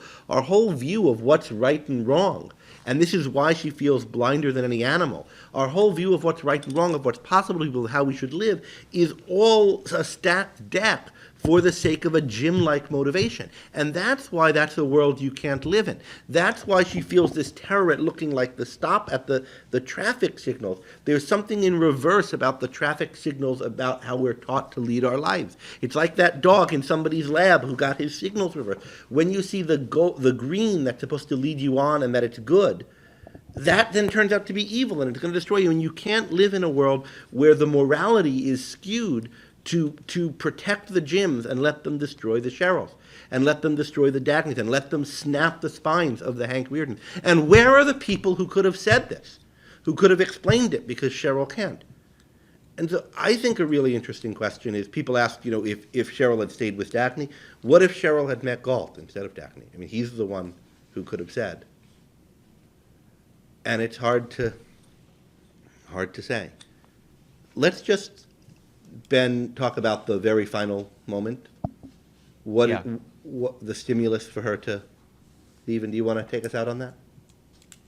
Well, it's the social worker who you talked about before, who tries to offer her help, but only out of charity for her vices, and that's what prompts Cheryl to say, no, not your kind of world.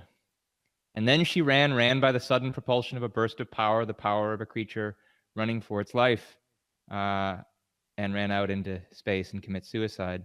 And the thought that I would close on is just, this chapter is mainly about the relationship between James and Cheryl.